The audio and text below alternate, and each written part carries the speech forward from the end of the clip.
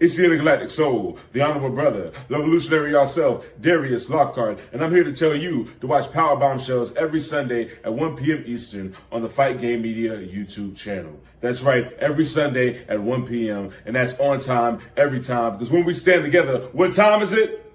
That's right, it's nation time.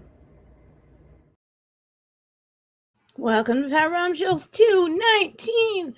I'm Mel. That's my pod broad, Sam. We're just two broads talking about the wrestling we watch. Did you get home safe, Sam? I did, luckily.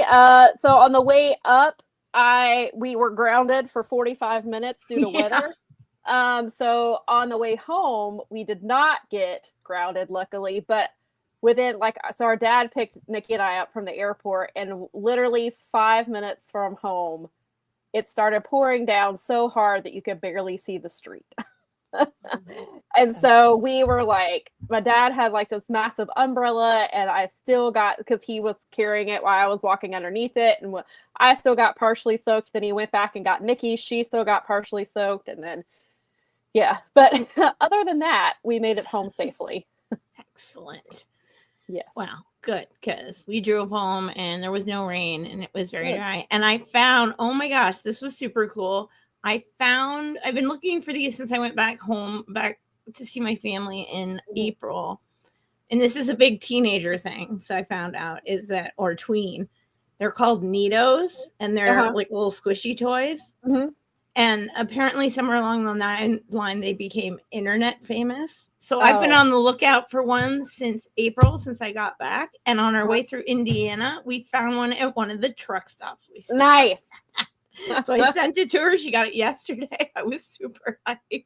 Oh, good. Yeah, it was awesome. I'm like, this trip was perfect. We even found a Neato.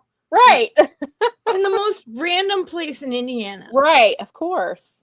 Yes. So for those of you who somehow missed it, so last week we did not have a show, but Mel and I, along with my sister Nikki, Mel's husband Bob, we met up in Chicago. We went to Chicago for our Chicagoland, because we're not in Chicago proper, for lots of people who live in. They want to make sure that Hoffman Estates is not Chicago, is what I have been told from someone who lives in Chicago. Correct. Yes. No, that is Hoffman Estates. We were in the Chicagoland area. That's how I refer to it. We were in the Chicagoland area. The only time when I was in Chicago, we were in Chicago proper, was at the airport. Yeah. So we were in Chicagoland for the G1. So Mel and Bob were kind enough to pick Nikki and I up from the airport. And I was wearing my Powerbombshell shirt, which I guess I should have waited. Mel and I did not coordinate this, and maybe we should have. But I wore mine on Friday, so I wore it on the plane, and it made it easy for Bob to find me when we were coming out, after we had landed, and we were coming out to where they were at, and he was like, I saw you because of your shirt. And I was like, awesome. I'm glad that it worked out. And then Mel ended up wearing hers the next day. But again, I was like, I didn't think about, should have coordinated there. But and so then on Saturday, we were lucky enough to be invited to Chris Samsa's barbecue, which there was at least 35 people there. Which was incredible. Got to meet some new people, plenty of people that I actually did not even get the chance to talk to, because there was so much happening. It was hot. It was hot. It was very hot. I'm still mad that I didn't do a wardrobe change like Bob did, because I had a shirt that I brought that I was going to wear to the cookout, and then I was going to just change into what I was going to wear to the show. And then I just decided to only wear the t-shirt. And then Bob did a wardrobe change, and I'm mad that I didn't. But it's fine. He's good like that. I mean, he did work in theater, so here we are. So he knows. Yeah. And so, Nikki said that she saw Bob's car at the airport, but it went too fast for her to realize that it had his face on it. She saw the other part of the wrap. yeah, it's a little tough because like the face is on this like back wheel well, but there is like a whole we got like a really cool one that has like blocks of green and stuff. So we saw the blocks on it and didn't see his face the first time it drove by, and then he saw you guys immediately because he's like, I saw Sam, I saw her shirt. And I was like, right on. And I was I'm like, glad I I'm wore it. Saturday because I knew we would hang out and we might get pictures. And I'm shameless self-promoter. I wore this shirt today because there's a little irony piece to this when we get to the deeper. But so I have not seen my Rocky Romero shirt in ages, right? But I found it and when I was going through my shirts to get ready for Chicago. Oh, fantastic. I looked at it. I said, I should wear this Saturday. And then I said, oh no, I've worn this in a bunch of shows already. And I'm wearing my Powerbombshells shirt on Saturday. So I set it down on my dresser and left it. And holy cow, on the nose would that have been? Right. Yeah, exactly. But I mean, I'm satisfied with the Rocky Romero with the Powerbombshells thing. Yeah. As our Discord decided, is that means that Rocky Romero endorses Powerbombshells as the official I don't know if Rocky power broads of the G1 Climax Chicago. So I don't know if Rocky knows about that, but thank you, Rocky. We appreciate. Well, yeah, I tried to keep that one in the Discord. I'm so funny about Rocky. Pictures. Yeah, thank you, Rocky. Thank you. Our Discord gave that to you. Shout out to Rocky. I got to meet Rocky Romero on the. Sure did. Totally random. My husband worked that out. There was gushing a little. I tried to be cool, but there was. Oh, you should see in that picture. She is so happy. Like you can just see it. He was so gracious and so awesome with it, and he as John put it once upon a time when he met Okada, meet your heroes, because when it comes to wrestling, I feel like, I don't know, and I've met other celebrities that aren't on this level or they aren't like that. But I feel like overwhelmingly when I've met people in the wrestling community, no matter what their level was, they treat you so awesome because they're just as excited as you are about how much we all like the thing. So it's really cool. I took the picture and I kept that one to the Discord folks because I'm not one of these people that's going to be like, put that on there and tag Rocky and do all that. Because I just don't. Yeah. That's not me. That's just not how I roll and whatever, all else. Yeah. The ones I put on there, I made sure, and like you and I are the same way, because like every time we took pictures, it was like, can we post it? Can we post it? Except for Mel doesn't use filters. So I don't care. I know. It's funny. We had that conversation earlier in the day. Mel's like, I don't care. And I was like, Nikki and I use filters all the time. And I don't. Mel is unfiltered all the time. So they're not filtered. They're not cropped. Nikki, Lyric. What I should have done, Sam, is sent him. We're saying in the picture with Lyric, you can tell we're saying G1 because everybody's mouth is open in some odd way. So what I should do in future for future times, because we will do this again, is that I will get the pictures and send them to you and Nikki and let you guys properly dole them out. It was so funny because I was like, we had just had that conversation, which I get, that's great. Everybody's different, but it made me laugh because I was like, because I went to Instagram, I was like, when did Mel post this?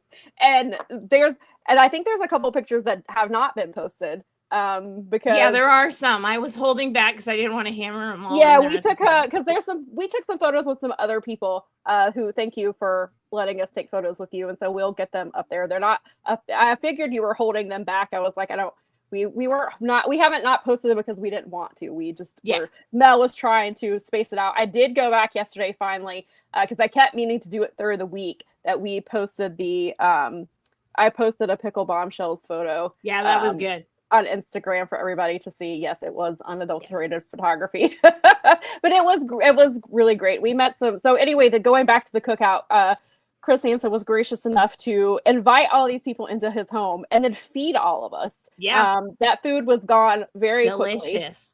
It was great food. The pickles that I posted on Instagram were homemade by his partner. And I made sure to tell her a couple of times that they were delicious. They were so good. I went back and got more. They were so good. They were very good. I wanted to try her macaroni and cheese so bad, but I was like, we're about to go to wrestling and I am not trying to deal with dairy issues before this show and in the heat, but it looked amazing. I heard it was very good. And then we also actually tried, somebody brought Mountain Dew donuts. So I tried one and they because those boxes that there were like 4 or 5 boxes, and they just kind of sat there because people were a little worried. And so a few people I think had gotten one, and so I was like, you know what, I'm gonna just try it. And it had the texture of like a coffee cake, like those coffee cake donut things that you get. It was really good. And then it had like a hint of a Mountain Dew in it. It was like in the, like, I guess the icing, but it wasn't like crazy. Like it wasn't like that overpowering or anything like that. It was, at least my donut was. It was very good. And then I know the guy who brought them, I heard him say, like, if he brings the rest of these boxes home, his wife is going to kill him. So I think a couple of people did end up taking individual boxes with them. And there were a lot of them. Yeah, I mean, but they were good. But yeah, it was wonderful. I got to chat with Chris for a few minutes. The first time we have ever met. It was obviously first time we ever met Jeremy from Speaking of Strong Style. He was there. Steven, we didn't meet until we got to the show because he did not fly in until the day of the show. And so he did not attend the cookout. But we met some other people. We found some people who apparently were who are on different networks who were familiar with Powerbombshells. They were like, "Oh, we've heard of you," and I don't know if that's a good or a bad thing.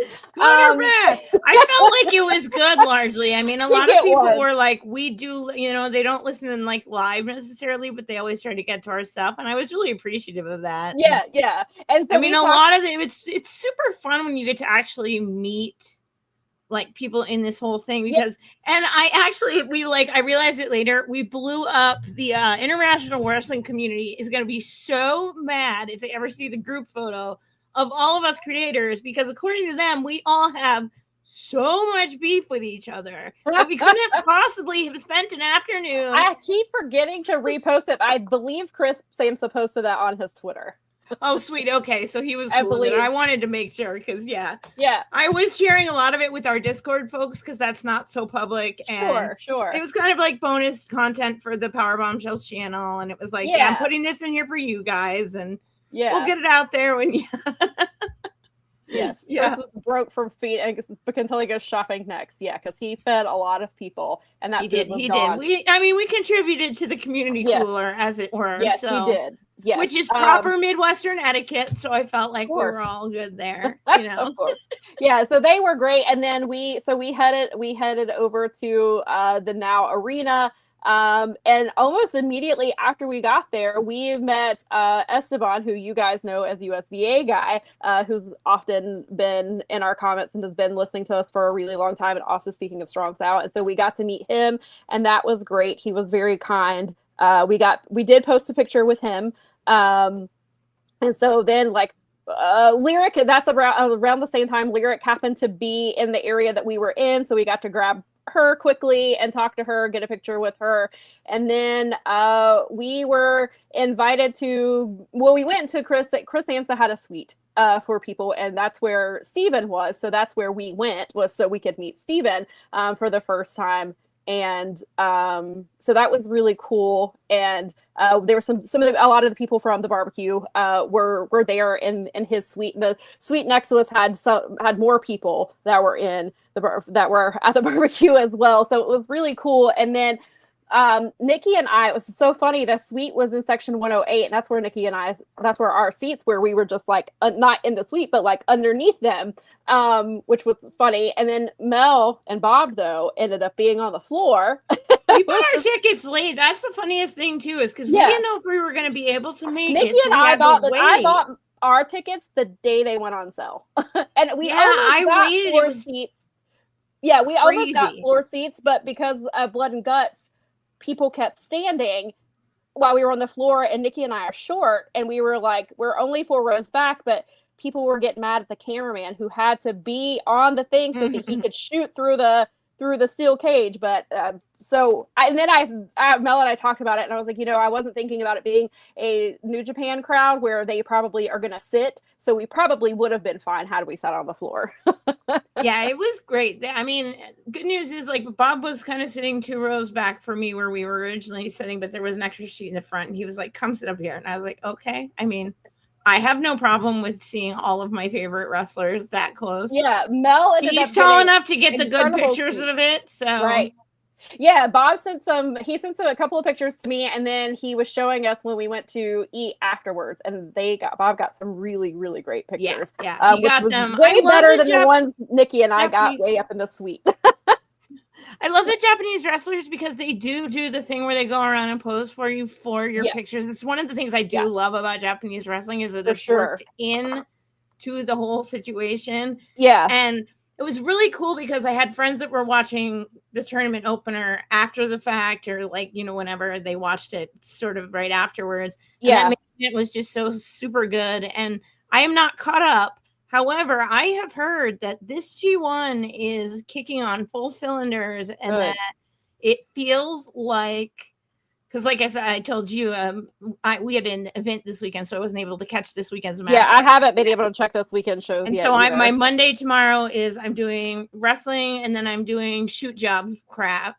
But I have been told by everyone who is caught up that it is awesome and it's feeling like 2020, maybe even some of the but that New Japan may be back.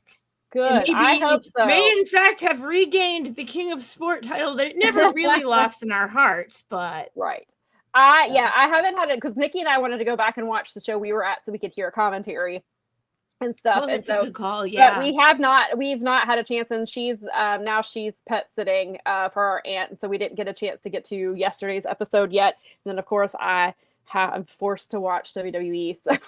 Of course. I may get into a little. It may get into a little bit of it tomorrow. But I really want to make sure I catch up because I really enjoyed the first show. Oh, it was so good. And to answer your question, Crash, hang on. No, there were not any dark matches. Nope. The bell time was at 7. Tournament started at 7. Oh man, it was like a well-oiled. This is something I remember from the Madison Square Garden card because you could tell the difference because the ROH portion was the ROH portion, and as soon as the New Japan people kick in, they're like, boom, boom, boom. That is a well-oiled machine that they have going on there. For sure. Yeah, and so it was great. So we ended up. Our plan was. We watched the first 2 matches especially because the second match was Shingo, and I've never seen Shingo live, so I was like, I have to see. And it was funny because Mel texted me and she's like, I can't believe they made Shingo lose his first match. And I was like, I know, it's extremely rude. And it was to Jake Lee of all people. No offense to Steven, who is a fan of Jake Lee, who likes No, it's totally fine. It was just like, wait, hang on now. And I mean, I know they're not going to win every single match. And we like talked about, I talked about those with friends, but I was like, I literally messaged Sam. They handed Shingo a loss on his first match. I know. She wrote me back, rude. It was very rude. So our plan was like, we were going to go to the bathroom and then we were going to move to our seats, our actual seats, because the 5th match was Zach's match.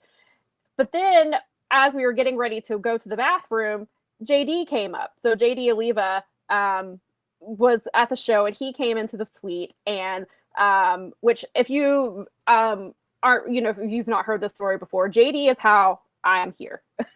So JD and I used to write together at Fansided back both of us, we covered the Wednesday Night Wars when AEW first started. So we covered that together. And actually what's funny is our editor there, Andrea, also lives in the Chicago area. She was supposed to come to the show.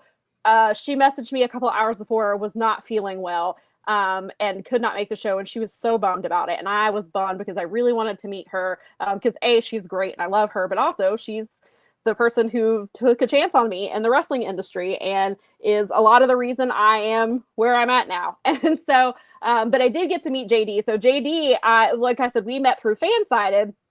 But then he left before I did because they were changing wrestling coverage. So Andrea left and JD left in support of her. I ended up leaving for Daily DDT a few months after that.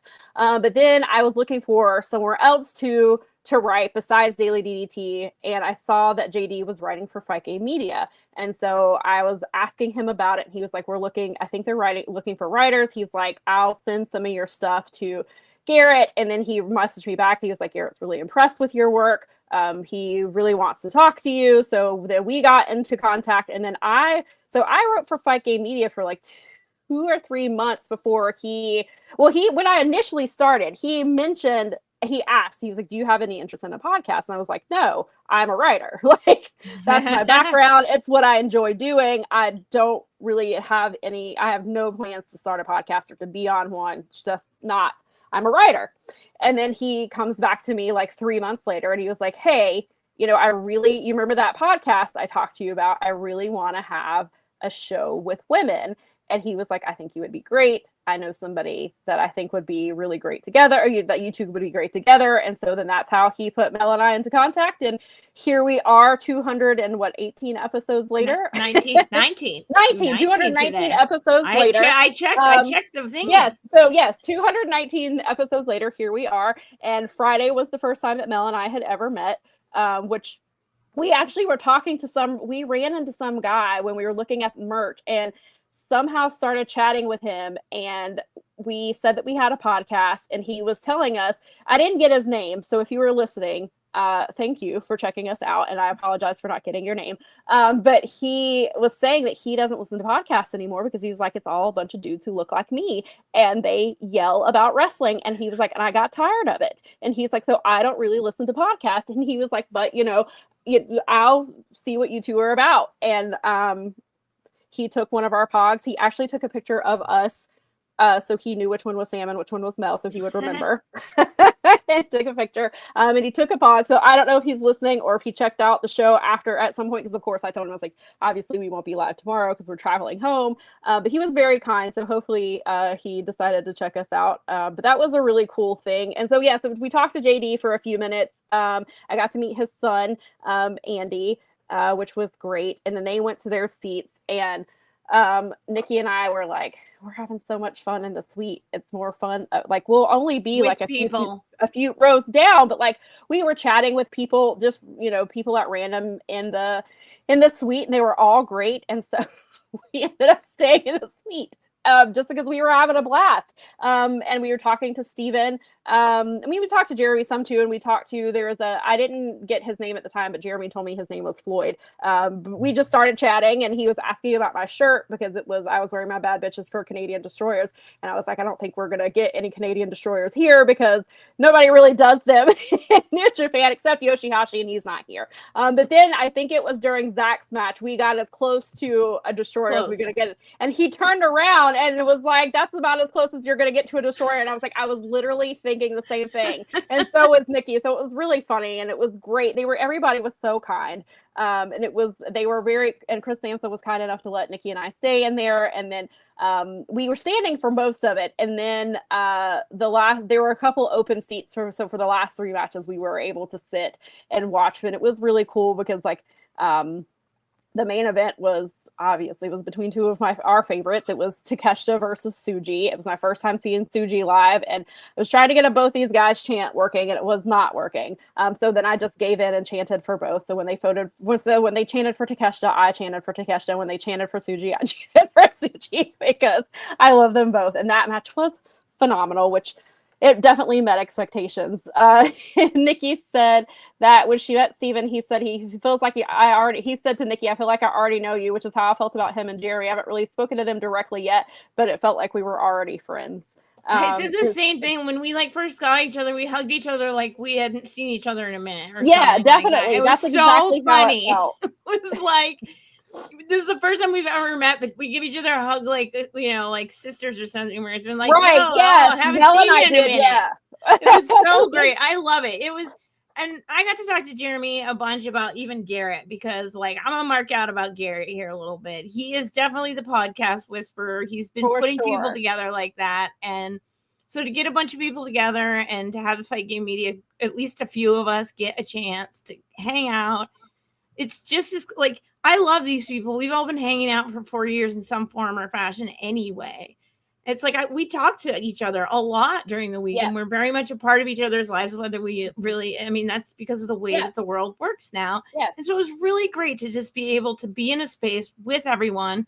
You don't get to do that. And yet we've gotten to do it, and we've gotten to do it a lot. And this was really cool for me. I've seen a lot of crossover shows, but I had never seen a full-on New Japan show, which was super hype. So I'm like, yay, bucket list. I'm still get to Wrestle Kingdom, but I have a little bit bigger of a distance now because Japan's a little more tricky.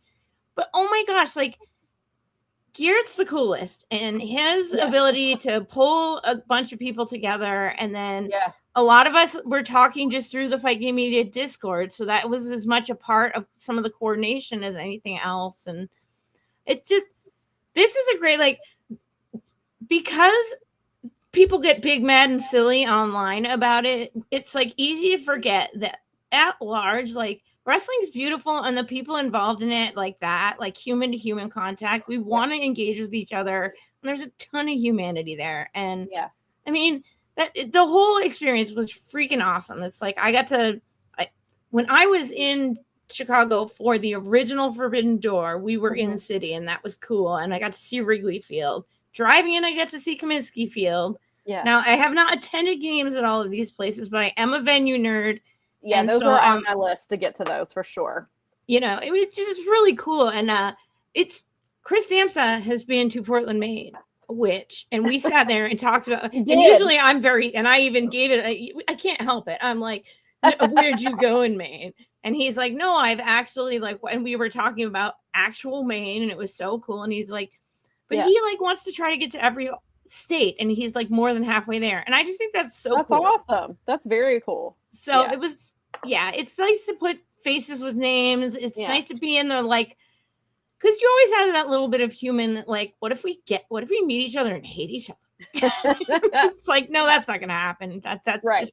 That's your weird brain working. Like, everybody was so cool. They so were just cool. so nice and really chill people. And like, there were a couple people that we met a girl named, I believe her name was Heather. And I'm sorry if I've gotten that wrong and you're watching it. But this was her second wrestling event. Her first one was Windy City Riot. And then this was her second wrestling event ever. I was like, what an insane thing. Like, what a cool show to have as your second ever event. Seriously. And so I didn't see her afterwards. And so I hope she had a blast. And but she was really cool to talk to. And there was just, everybody was just really awesome. And Crash says that a pretty epic first, wasn't that the first time the G1 was an event hosted outside of Japan? No, they actually did two nights in Dallas in 2019, something. It was pre-COVID. It was right before the pandemic, because that was the year that the G1 was going to be in the fall, because the Olympics were in Japan and we were going to go. And COVID destroyed our dreams. Right. That's right. COVID did destroy your dreams. Yes. And so we didn't attend that either. So that was another reason. Like, it was, part of it, like a big part of it was Nikki. When they advertised it during Wrestle Kingdom, Nikki was like, that's my birthday weekend. We should try to go. That was the best. So we did. And so if you have an opportunity to go to a New Japan show, I highly recommend it. We went to, because Nikki and I have been to, New Japan Strong has come to Charlotte a couple of times, and we went, like, when Aussie Open won the first ever Strong tag titles, like, we were in the crowd for that. We do have to tell you a funny story, because that reminded me, Friday night, myself, Mel, and Bob went to the liquor store so that we could pick up stuff to take to the barbecue. Yes. And so I was looking around, and I stopped dead in my tracks because I saw a little container of Vita Coco, and I was like, Mel, look what I just found. I was like, this better not mean that QT has somehow found his way on the card. I took a picture of it, and I sent it to Keela Cash, and I was like, Keela, it's like, he better not be on this card tomorrow. This better not be a sign. And Mel, what did you respond with? Which thing? About QT if he shows up. Oh, I told him that I would get Real Michigan on him. I was gonna fight that dude. I was like, I'm ready. It's G1. I'll go Strong style. We were ready. I was like, we had the car. We were mobile, all right? This was no like I had to travel light. I would have come for him. And I definitely would. Although it was like, if that happens, that will be the world's most bizarre thing. And it worries me, though, because what if you and me and Keela ever end up in a room, he'll be there. He'll know it. So our energy our force will be too strong, and he will be drawn, and he'll show up. The promos will be epic, though. A live promo would be great.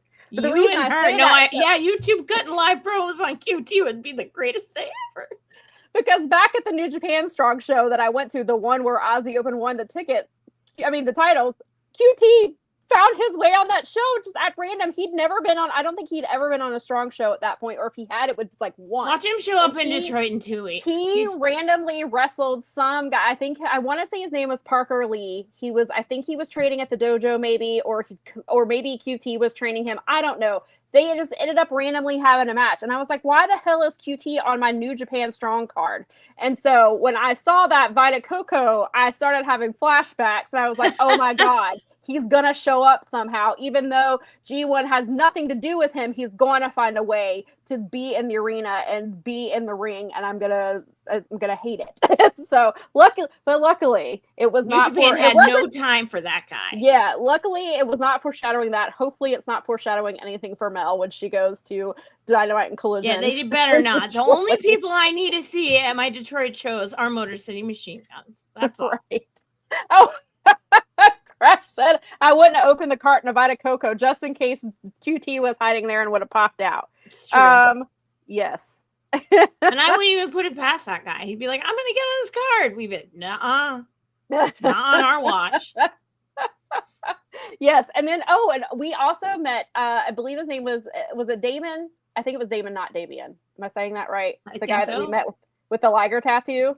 It was Damon, right? Yeah. We met a guy from, and he's I didn't realize because I didn't ask, and it was so Damon. And then I was listening. I only got a little way into Speaking of Strong Style before I had to stop. I got maybe 7 minutes into it. But he is with Super J Cast. But he was awesome. He was so cool. He was just like introducing himself to everybody. And then we were like, Liger tattoo. And because I was like, Mel, look. Because I think Nikki saw it first and pointed it out to me, and then I was like, Mel, look at his leg. Mel, look at his Liger tattoo. So of course we had to talk to him about it. And not only does he have a Liger tattoo, he's in Liger's book. And it's a picture, and he showed us, and it's a picture of Liger pointing at the tattoo, and he's pointing at Liger. It's the Spider-Man meme for wrestling. Yeah, it was the Spider-Man meme for Liger.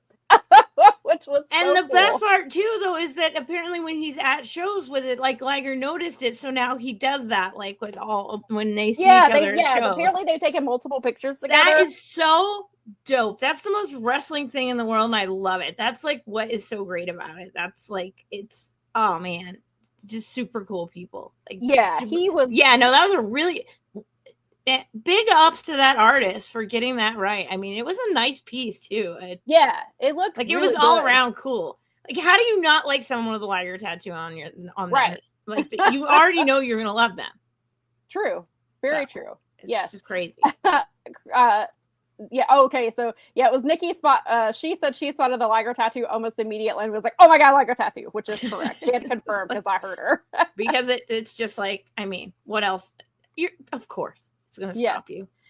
Crash says, speaking of, I saw the Justin Thunder. Oh, we saw him walking around when we first got there. The Jushin Thunder Liger super fan who always dresses up.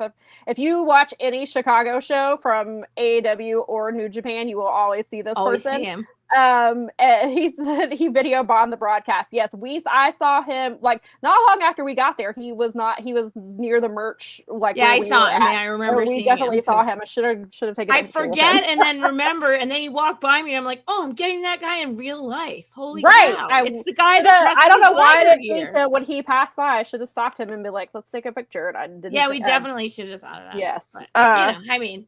It is what it is. Like, it's really funny. It's always at these things, and we really made an effort, and I was happy for us. But a lot of times what happens, it's like the opposite of what usually happens. You end up having such a great time with everybody that you really do forget to get your phone out in the best way, but then you don't get pictures. Right. And so it's a double-edged sword, but I always like, this time we really, all of us were like, we're gonna do it, and because we were having a great time. Yeah, well, and Nikki even pointed out somewhere in the comments, like we were gonna take individual pictures, like me and Mel were gonna take a picture, and like Nikki and Mel were gonna take a picture, and then we didn't. We got group pictures, like we're in group pictures together, but like we were going to take individual pictures, and we didn't. Which just means we have to hang out again, I guess. Right, exactly. Bummer. But everybody was great. And then we met with Larry, who we didn't even realize that's who we were talking to. Right. We were talking to him after the show outside of the suite, and they were like, "Oh, this is Larry." And I was like, were you going to tell us?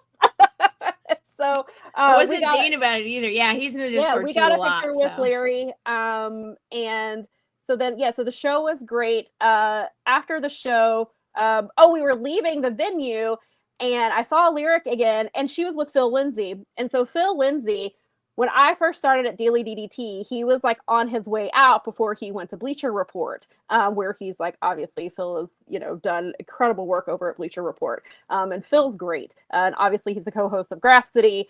And so I introduced myself to him. We chatted for a little bit. It was really cool to meet him. And he actually saw where I wished Nikki a happy birthday on Twitter, and he responded and was like, it was so great to meet you guys. So that was really cool. So I got to chat with him, and then,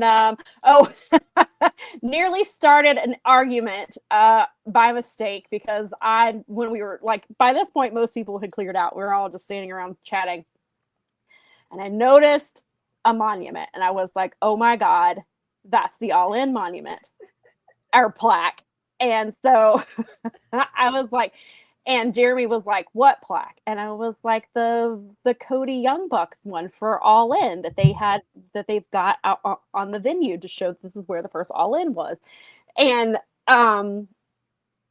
he was like, you should tell. He was like, no, don't tell Steven. He was like, because Steven's going to have a lot to say about the Young Bucks. And I was like, well, I don't care. I'm going to take a picture of it. I think it's cool because I was here. And so I'm going to take a picture of it. So as I'm starting to walk towards it, Jeremy tells Steven, he was like, look at what that is right there.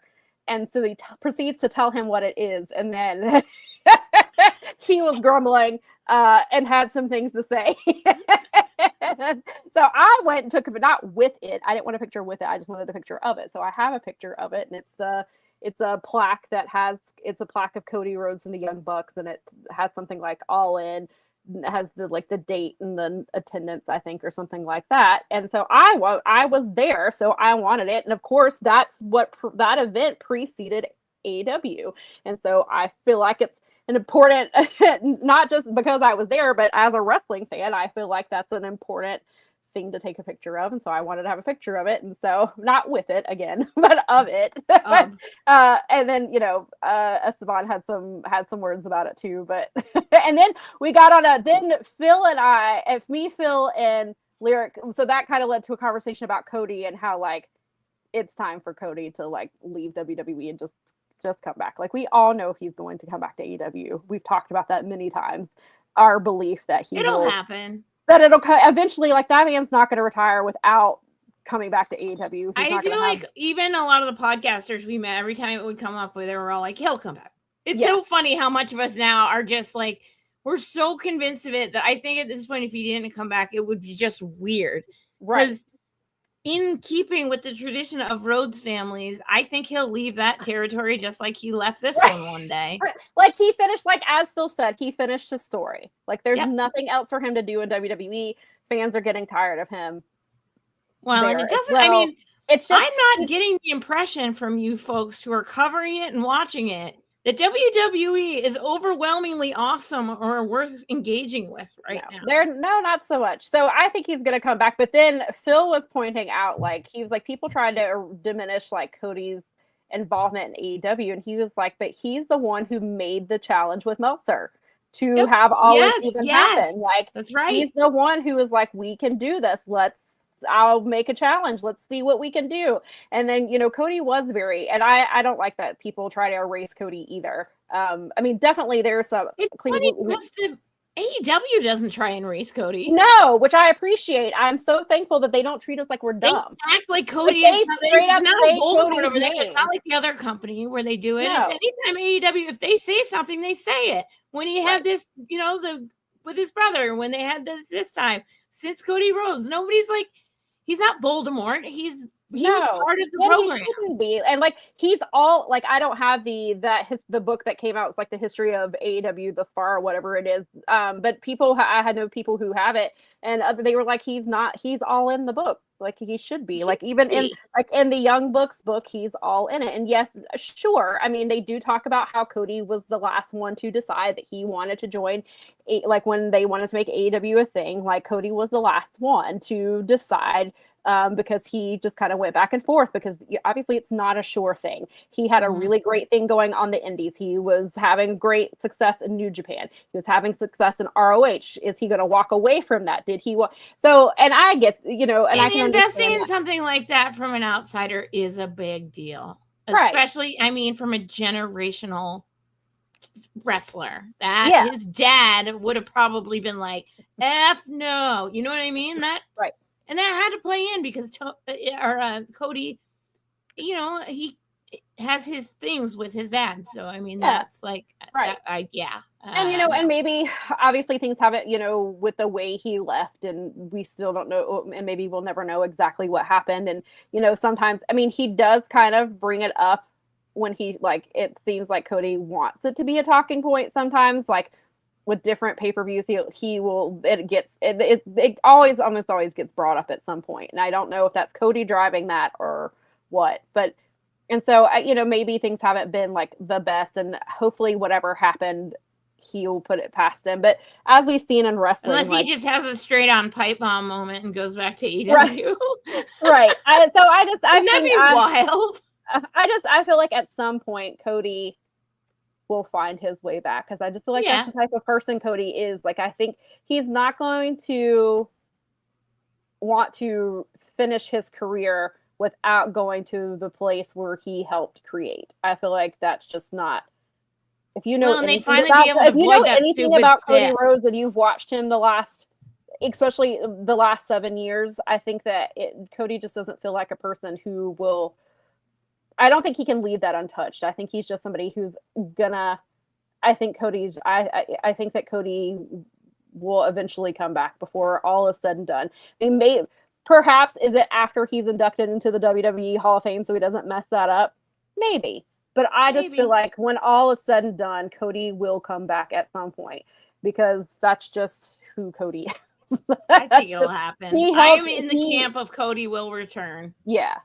Yeah, and I think he wants that belt no matter what. I think that I don't even know if it's necessarily for the belt, which it could be. Yeah, but I definitely think if he came back, he would want that to be part of the problem. Well, you're the one who made the stupid ass stipulation. I know, but yes, but wrestling has a short memory. So, Fernando disagrees. He thinks Cody has been petty about things for sure, which we definitely don't know. I mean, so we don't know what happened to make Cody leave. We don't, there's, of course, there's been all kinds of speculation, but we have never heard directly from Cody or Tony the reason. No, they actually has like, and Tony has been pretty adamant about like saying he's been pretty adamant of being protective of whatever happened, whether that's because he was in the wrong or whatever. But Cody has been petty, but again, we don't know the full story of what happened and why Cody would react the way that he did. Fernando thinks Cody will never go back. I just, knowing what I know about Cody Rhodes, I don't believe it. I'm in camp Cody comes back. Nobody thought CM Punk would go back to WWE, and here we are. Plenty of people have said they'll never go back somewhere, only to go back. The only person I think will never go back to WWE is Jon Moxley because Dean Ambrose is dead, and that's never happening. That's like, dead. I would see Cody back in AEW before I ever saw Jon Moxley go to WWE. Oh my God, yeah, by like miles. Like there's no way that Jon Moxley will Jon never Moxley go back. buried Dean Ambrose himself and Dean Ambrose tapped the last dirt in and was like, rest in peace or not, jerk.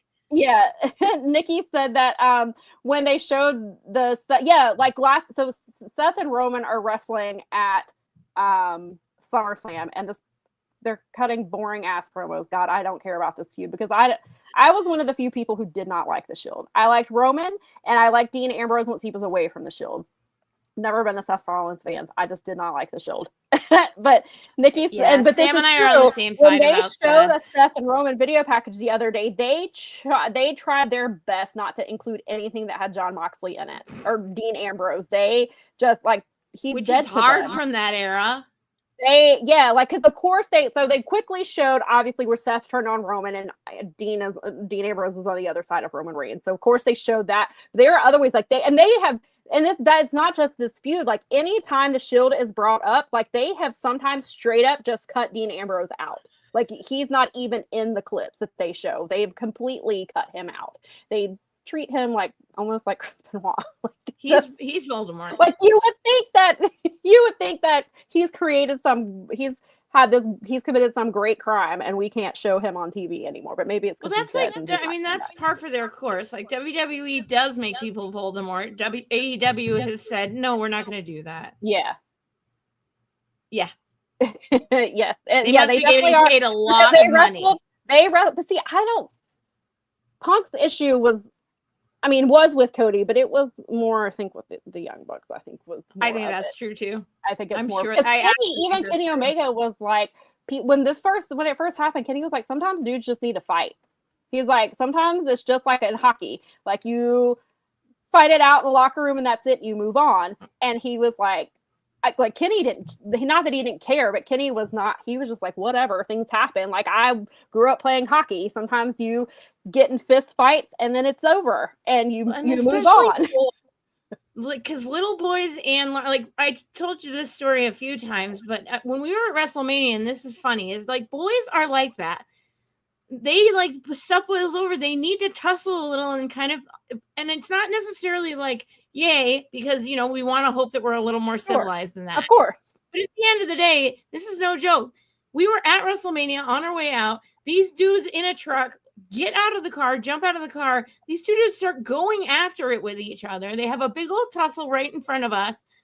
They jump back in the same truck, close the door, and the truck drive away. Right.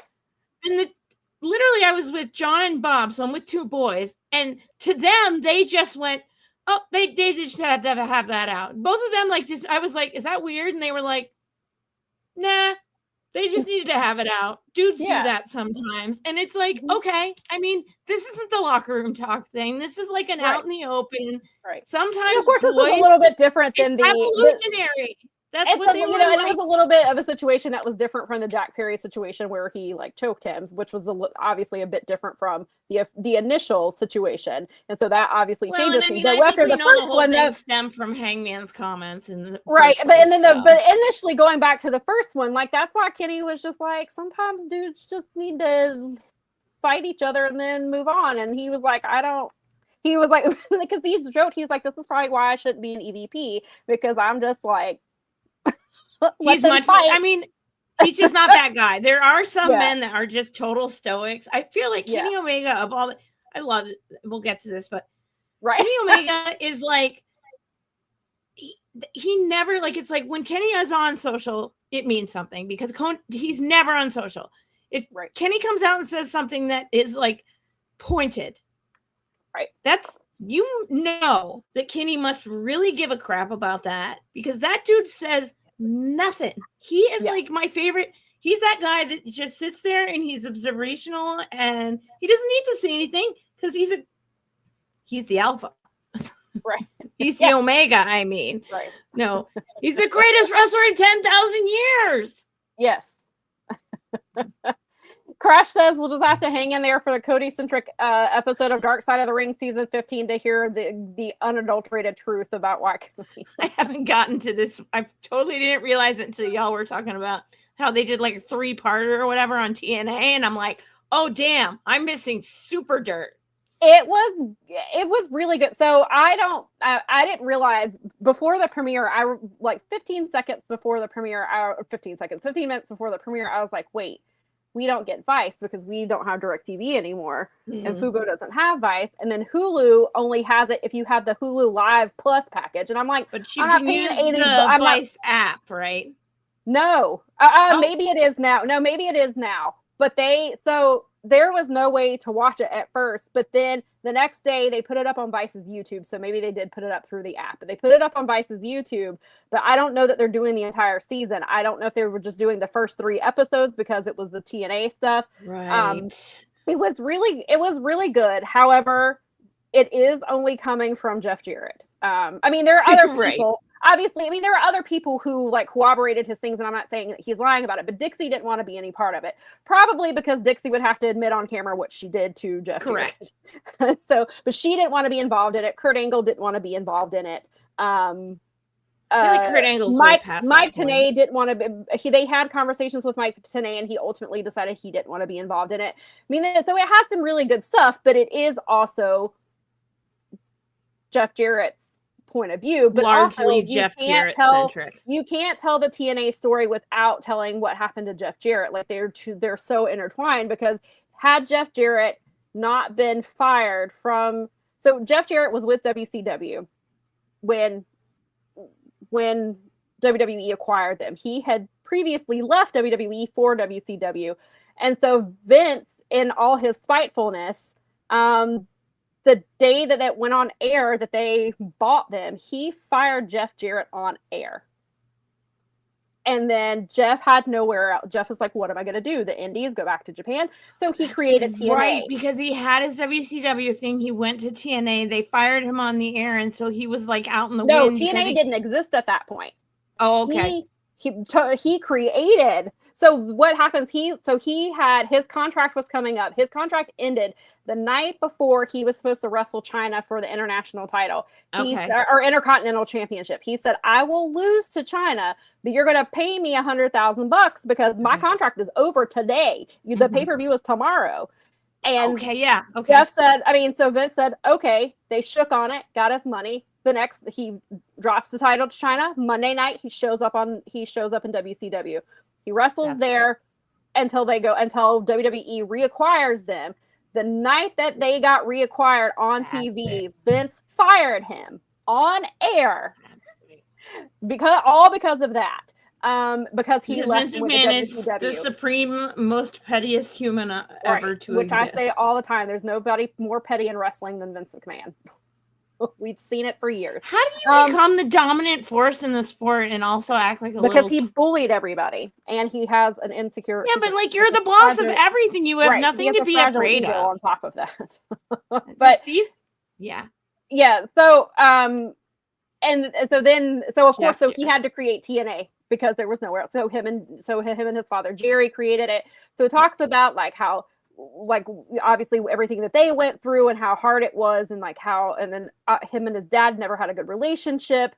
Him and his mother did not have a good relationship. So he talks about that. So, and then they talk about how Dixie got brought in, and then how Dixie like maneuvered herself and pushed Jeff out. Like so they tell the whole history. So I guess you can't tell Jeff Jarrett's story without telling TNA's story, and you can't tell TNA's story without telling Jeff Jarrett's story. So like they did a really good job with it, but we are only hearing Jeff Jarrett's point of view. And I mean, they do talk to other people. Like they talk to Kieran Jarrett, they talk to D'Lo, they talk to the Hardys, they talk to Awesome Not Kong, the Hardys, D'Lo. They talked to Dave Shahadi, who was one of the writers, and also Dave Shahadi. When I interviewed Michael Leonardi, who used to write for WWE, Dave Shahadi helped him when he left WWE. He did some work in TNA because of Dave. So it was interesting kind of putting a face to a name. But yeah, so they got like a ton of people. Like they had Scott Steiner on there. They had Vince Russo. They had Eric Bischoff. Jim Cornette was on there. I mean, so some of these are obviously names that are also on there. Tony Khan's on there. Like, so they were really, really great episodes. So I would, if you have the opportunity to go back and watch, and because they're on YouTube, they cut out the commercials, so they're only like 45 minutes a piece. I hope the entire season gets put on YouTube, but I highly recommend.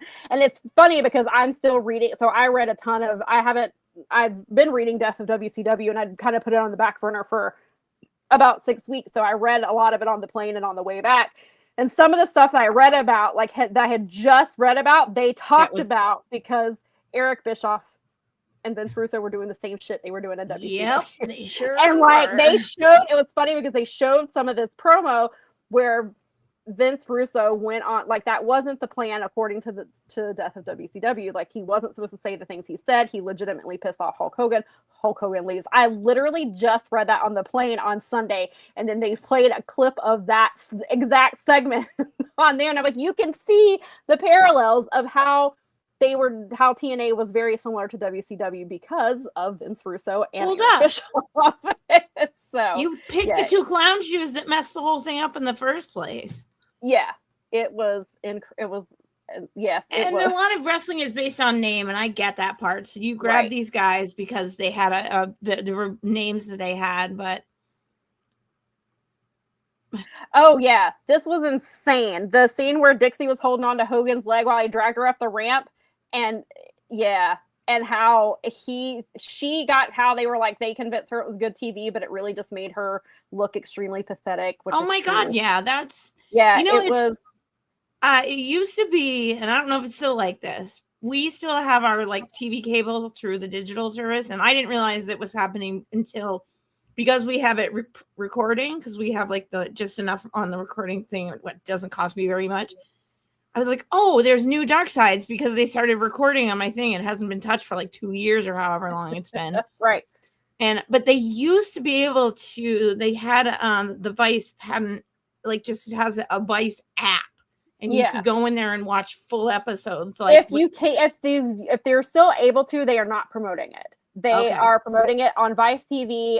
Some Philo, it's PHILO. You can that's one of the new TV box things. Sling and Hulu. I bet you they're putting it on their YouTube because YouTube TV is becoming more like they're trying to push. And I think there was so much people want to see this story so much. Oh my God, the first 3 hours. So I don't know, like I said, the next episode that comes out this Tuesday is that infamous match between Necro Butcher and Samoa Joe. And so I really am interested in. I've never seen that match, but I've always heard about it because it's infamous. So like I really want to see that. And it was that was crazy. So there was that promo and I remember watching it when it happened. Dixie went on air and told the TNA. Well, they taped it, but then they didn't know. The talent didn't know they were going to air it on Impact. And it was Dixie called everybody into the room and basically said, you have to respect me or you have to leave. I'm not gonna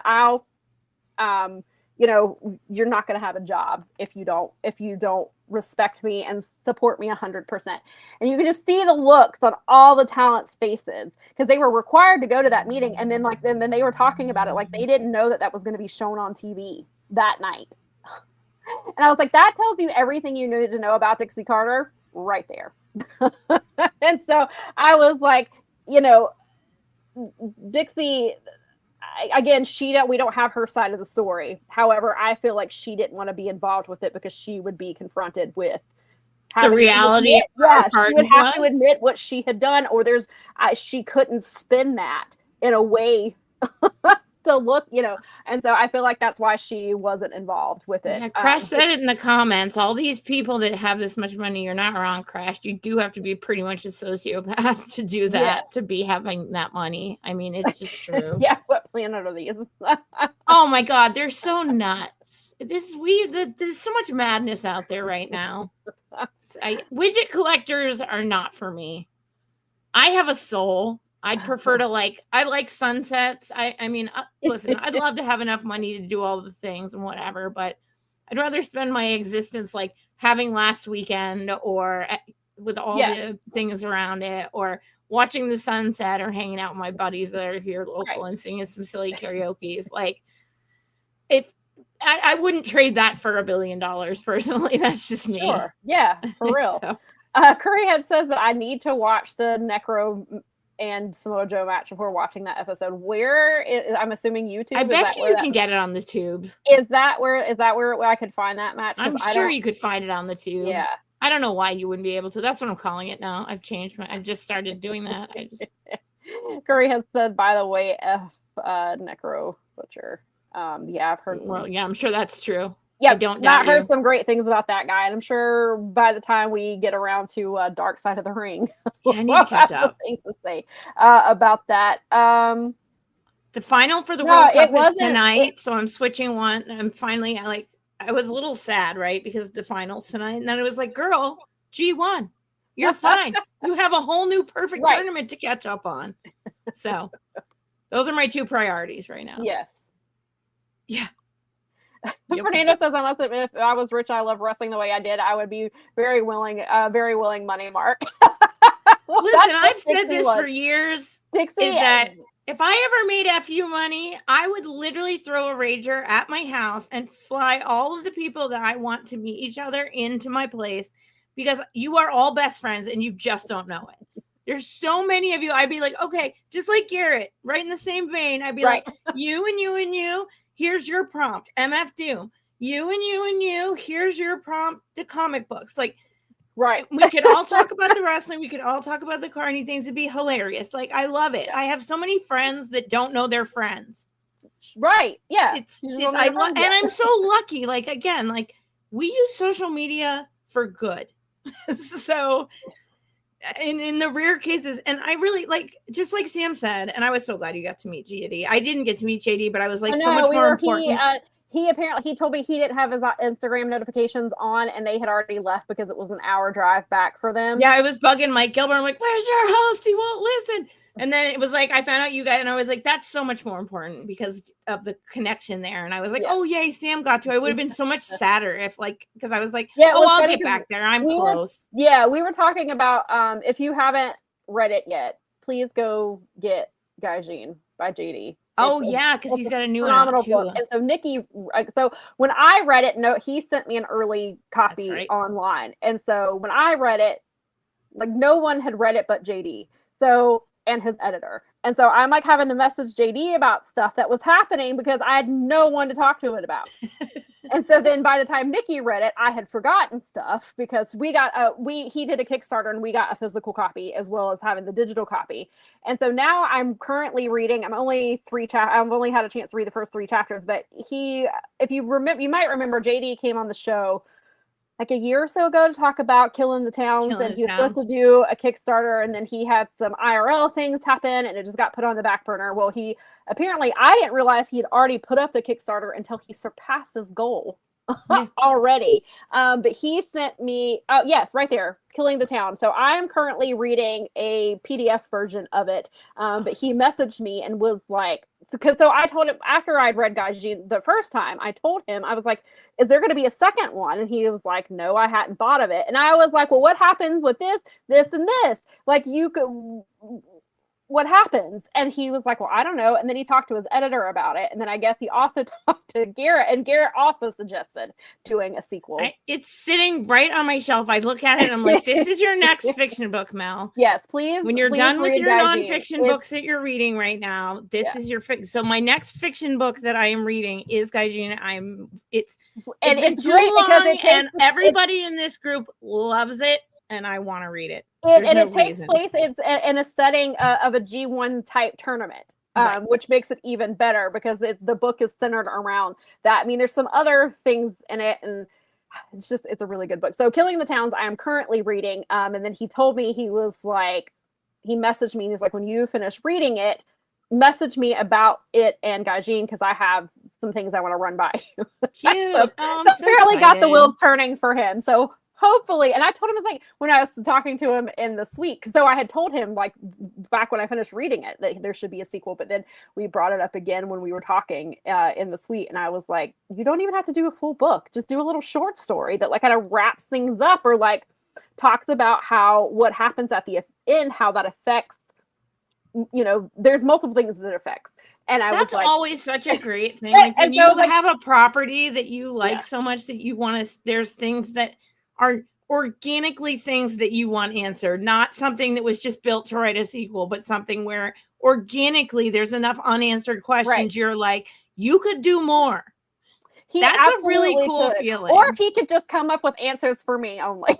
Oh, there you go. Well, this is what happened. I'll just make something up, JD. Tell me. I mean, a lot of, if you're as good of a writer, I mean, JD's a good writer. So, and I mean, I used to do a lot of fiction writing, and you do a lot when you're writing character bios, because you do write your stuff out and then bake it down into a format like that that's palatable.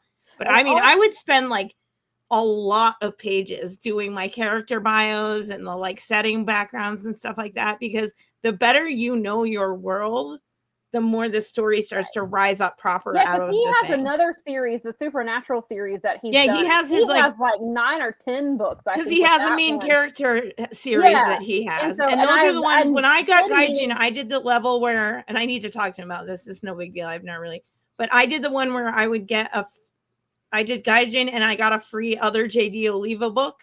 And I asked him, and he said, read.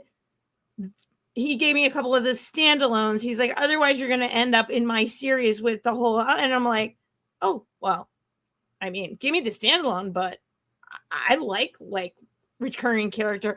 I was Tom Clancy. Jack Ryan was one of my first favorite fiction characters. Like, good stuff. Yeah. I've got one of his other books, but see, I'm one of the few people that don't have an e-reader. And so I have to read, if I read digital books, I have to read it on the Apple app. I got one because my mother-in-law had one. I prefer holding books. Me too. I don't have anything against digital books, but that's just my preference. So I was like, I'm not going to buy a Kindle or an e-reader and so I just keep forgetting that I have that book. And so I did read Gaijin on my phone, and I read the Kevin Owens, Sami Zayn book on my phone, and then I'm reading his current one on my phone. So maybe I should invest in something.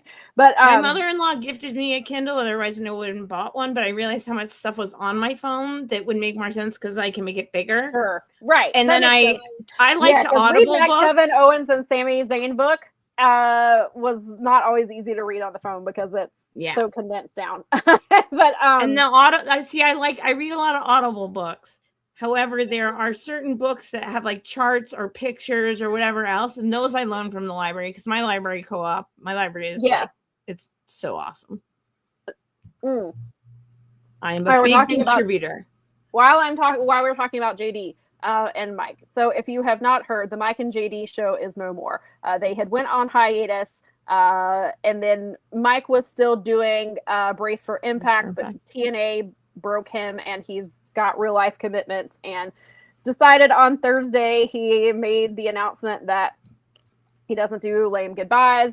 The show wasn't coming back, and neither show's coming back. He's done. He's willing to do some guest stuff and then he tweeted, my retirement lasted 2 hours because I'm filming with Garrett I'm recording with Garrett tomorrow. I saw that. And so Mike is available for apparently available for booking. So I joked with him. I was like, you're close enough that you could just crash Power Bombshells. We need to get him on here for an actual. He said, I'm just gonna drop my kids off. And I said, well, good. They can tell me what they're watching. Totally.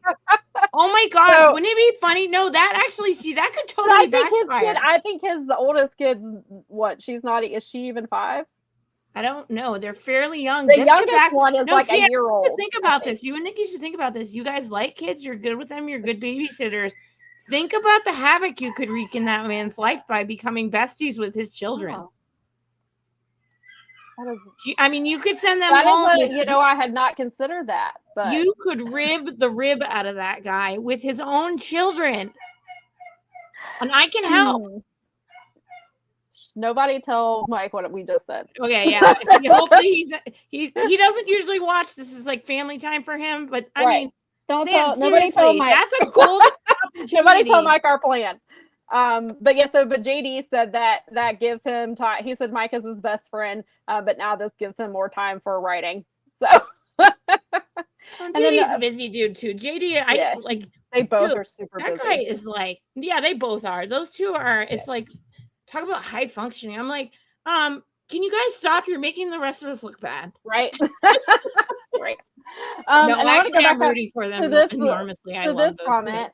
Because Curry had said he would love to meet us. I didn't know if you got to make it to the show or not. He had to cancel his trip to Chicago because of work, and next time I have the chance to meet both of y'all, he'll come with his FTR shirt. Okay, well, we may not take a picture with you, but we will. We'll just stand in front of the shirt, and I might just flip off your shirt, not you. Well, no, we'll take a picture, and only his head will be showing. There we go. Or their head, Nikki said Curry head better not come at us with an FTR shirt. Well, that just means I have to wear my Revolt shirt. One of the Revolt shirts. All right, well, we'll plan it. I like to aspire, as I told someone yesterday, I am an intractable optimist because I have to be, because it's really, you got to be, if you just, it is what it is. I'm not naive. I just try to manifest optimism into the situation as much as possible.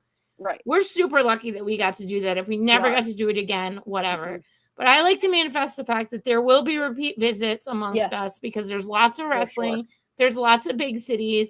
And I think we'll get with you guys eventually. Yeah. If you didn't get it this time, if you didn't get to go to come G1 to Charlotte and come to an Ashe show. Yeah, I was gonna say we got Ashe, and I was talking to a musician. Big shout out to Beef Supreme, by the way. They're a local artist here, a band that played yesterday.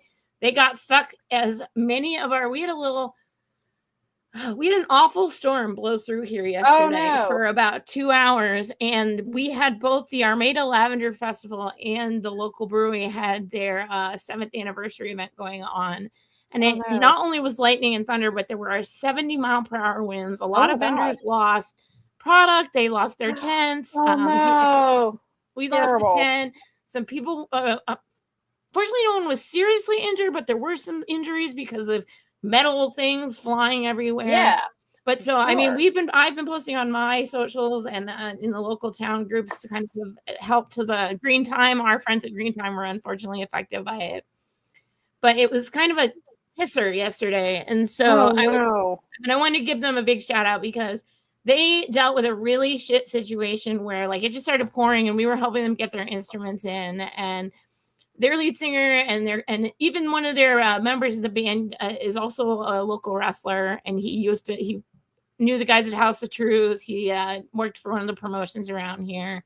So I mean, big shout out to them. It was kind of a suck thing, but I wanted to make sure that yes, I know it's a great name. Go look for them on Bandcamp. They've got a really cute like devilly avatar that's really cute in there. But yeah, and a lot of these people are on Bandcamp.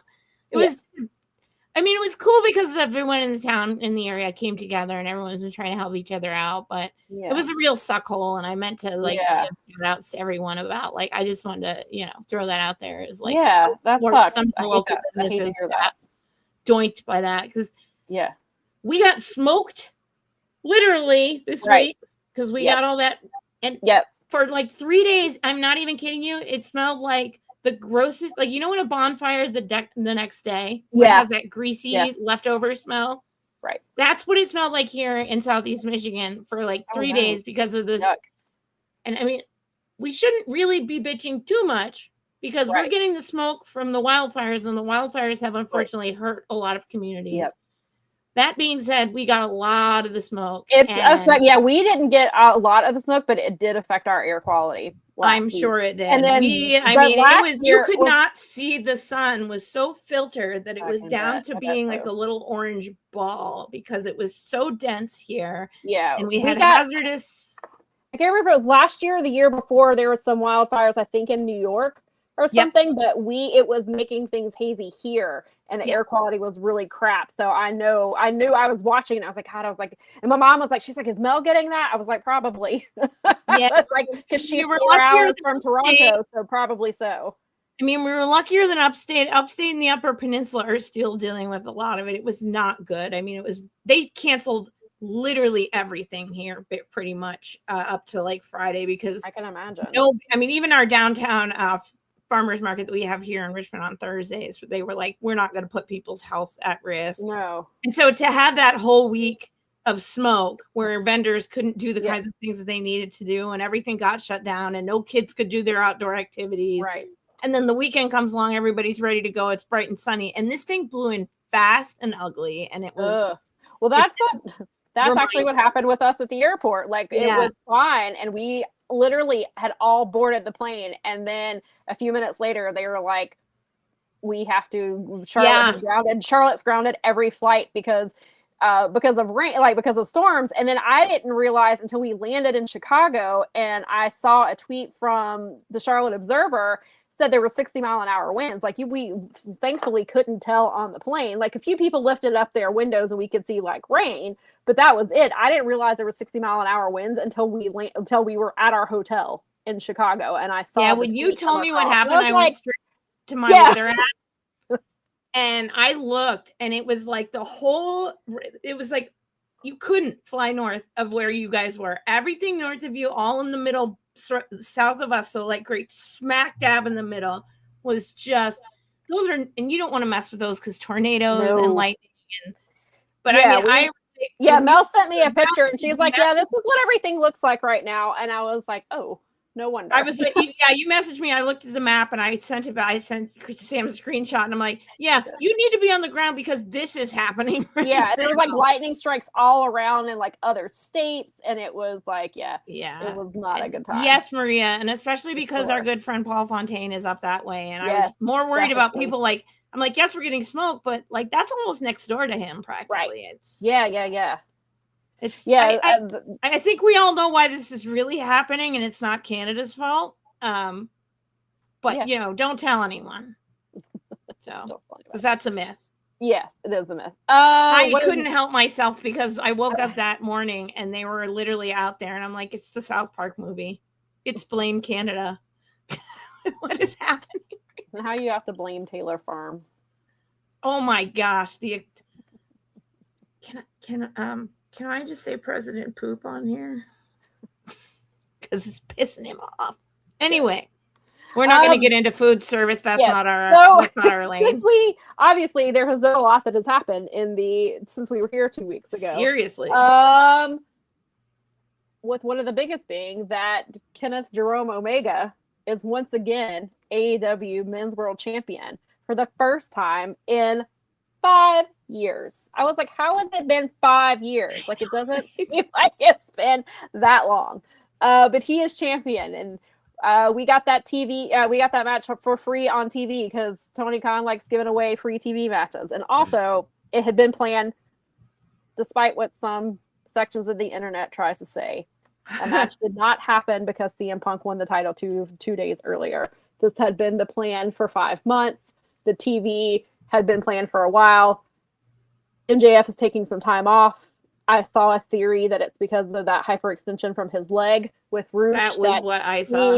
He was trying to work through it, and it was just too much. And so the decision was made several weeks ago, well before Sami Zayn even won the title, that they were going to do this as a TV match, and then that they would have Kenny defend the title at Redemption, so he can get in a couple title defenses. Because as we all know that this is going to be a short title reign. And what I think is funny about that conversation is we have been talking about for at least 2 or 3 months that the rumor was Kenny Omega versus Will Ospreay at All In. How do we get there? How are we, especially because Kenny didn't beat MJF at Double or Nothing because we had to have Darby Allin have the title. And so we were like, how are we going to get back to it? So that has been the plan for a while. We've even been talking about it for like 2 or 3 months to get there. How are we getting to it? Yeah, I feel like this has been a conversation we've had almost the entire year because it was supposed to be Will at Wembley last year. He got hurt. And how do you not do Omega Ospreay 3 at Wembley? Right. You just, I mean, that's what we're doing. We finally figured out a way to get there. That is the match that's happening. And Crash, it is not wrong of you because I said the exact same thing to Nikki and on Blue Sky. He said, is it wrong of me now that Kenny's finally champ and have all the good feels that I don't want him to lose to Ospreay at All In? I want Kenny to go on a run. No, I'm right there with you. That, I mean, I would not be sad. I know Will Ospreay is winning because we have to do the hometown thing. Yeah. And I know that's been the plan probably since, because as we've talked about, Tony plans out his Men's World Champions well in advance. He rarely defects from that unless something absolutely forces him to do so. He generally has his plan. So I know in my heart, like we've said this for months before we even knew about what was happening with for MJF's first title reign, we've been saying Will Ospreay is going to win it All In. Yeah. We know this. That does not mean that I don't want, especially after that segment, I was like, I want Kenny to win All In so bad. I know it's not happening, and I know I'm setting myself up to be heartbroken, but I know it's not happening, and I don't like Kenny having a short title reign. I don't care. And again, I don't care if that's what Kenny wants. I don't want Kenny to have a 6-week title reign. I want him to have considering maybe something happens and the wrestling gods put the title back on Kenny at some point next year. But if this is Kenny's last title reign, considering his health and his age, and that there's 1,100 people you could put that title on, which is a good problem to have, I don't want his final title reign to last just a few weeks, which is, again, one of the reasons I would have skipped putting the title on Darby, but Tony was convinced that he had to have that title on Darby at some point, and that's what we got. And so now we're getting a short reign for Kenny, and I don't like it. I will enjoy it for I'm right, Michael, right there with you. Right. I mean, I feel good is because Kenny's my champion now, so I'm pretty sure that we'll get to see him at Dynamite and or Collision when he's here in Detroit in a couple weeks. But and I guess it's working because I saw somebody say that they weren't sure if they were going to go to Dynamite, but now that Kenny's champion, they're going. Oh yeah. Those I know that a lot of people have been there like, arr. Listen, the economy is hard right now, and Detroit is a walk-up city. We will sell the Mason Hall, okay? Just relax. Yeah. Don't worry about it that the tickets aren't sold out yet or whatever. If you're freaking out, John Muse has not bought his tickets yet and still intends to go. So you can all relax because Dave Meltzer's favorite booker feels confident that they not only will sell out, but that there will still be tickets when you need them. So it's okay.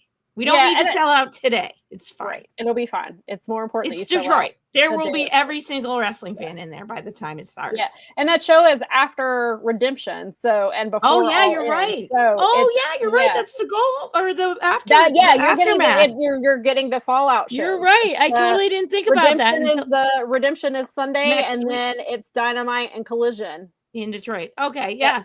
Nice. Oh, cool. All right. So I expect to be pretty packed cards because I know some people don't like the way AEW follows up pay-per-views. I thought they did a really good job the last time. We'll talk about some reasons why I think the show will be good. We'll get to that with one of the topics we get to later.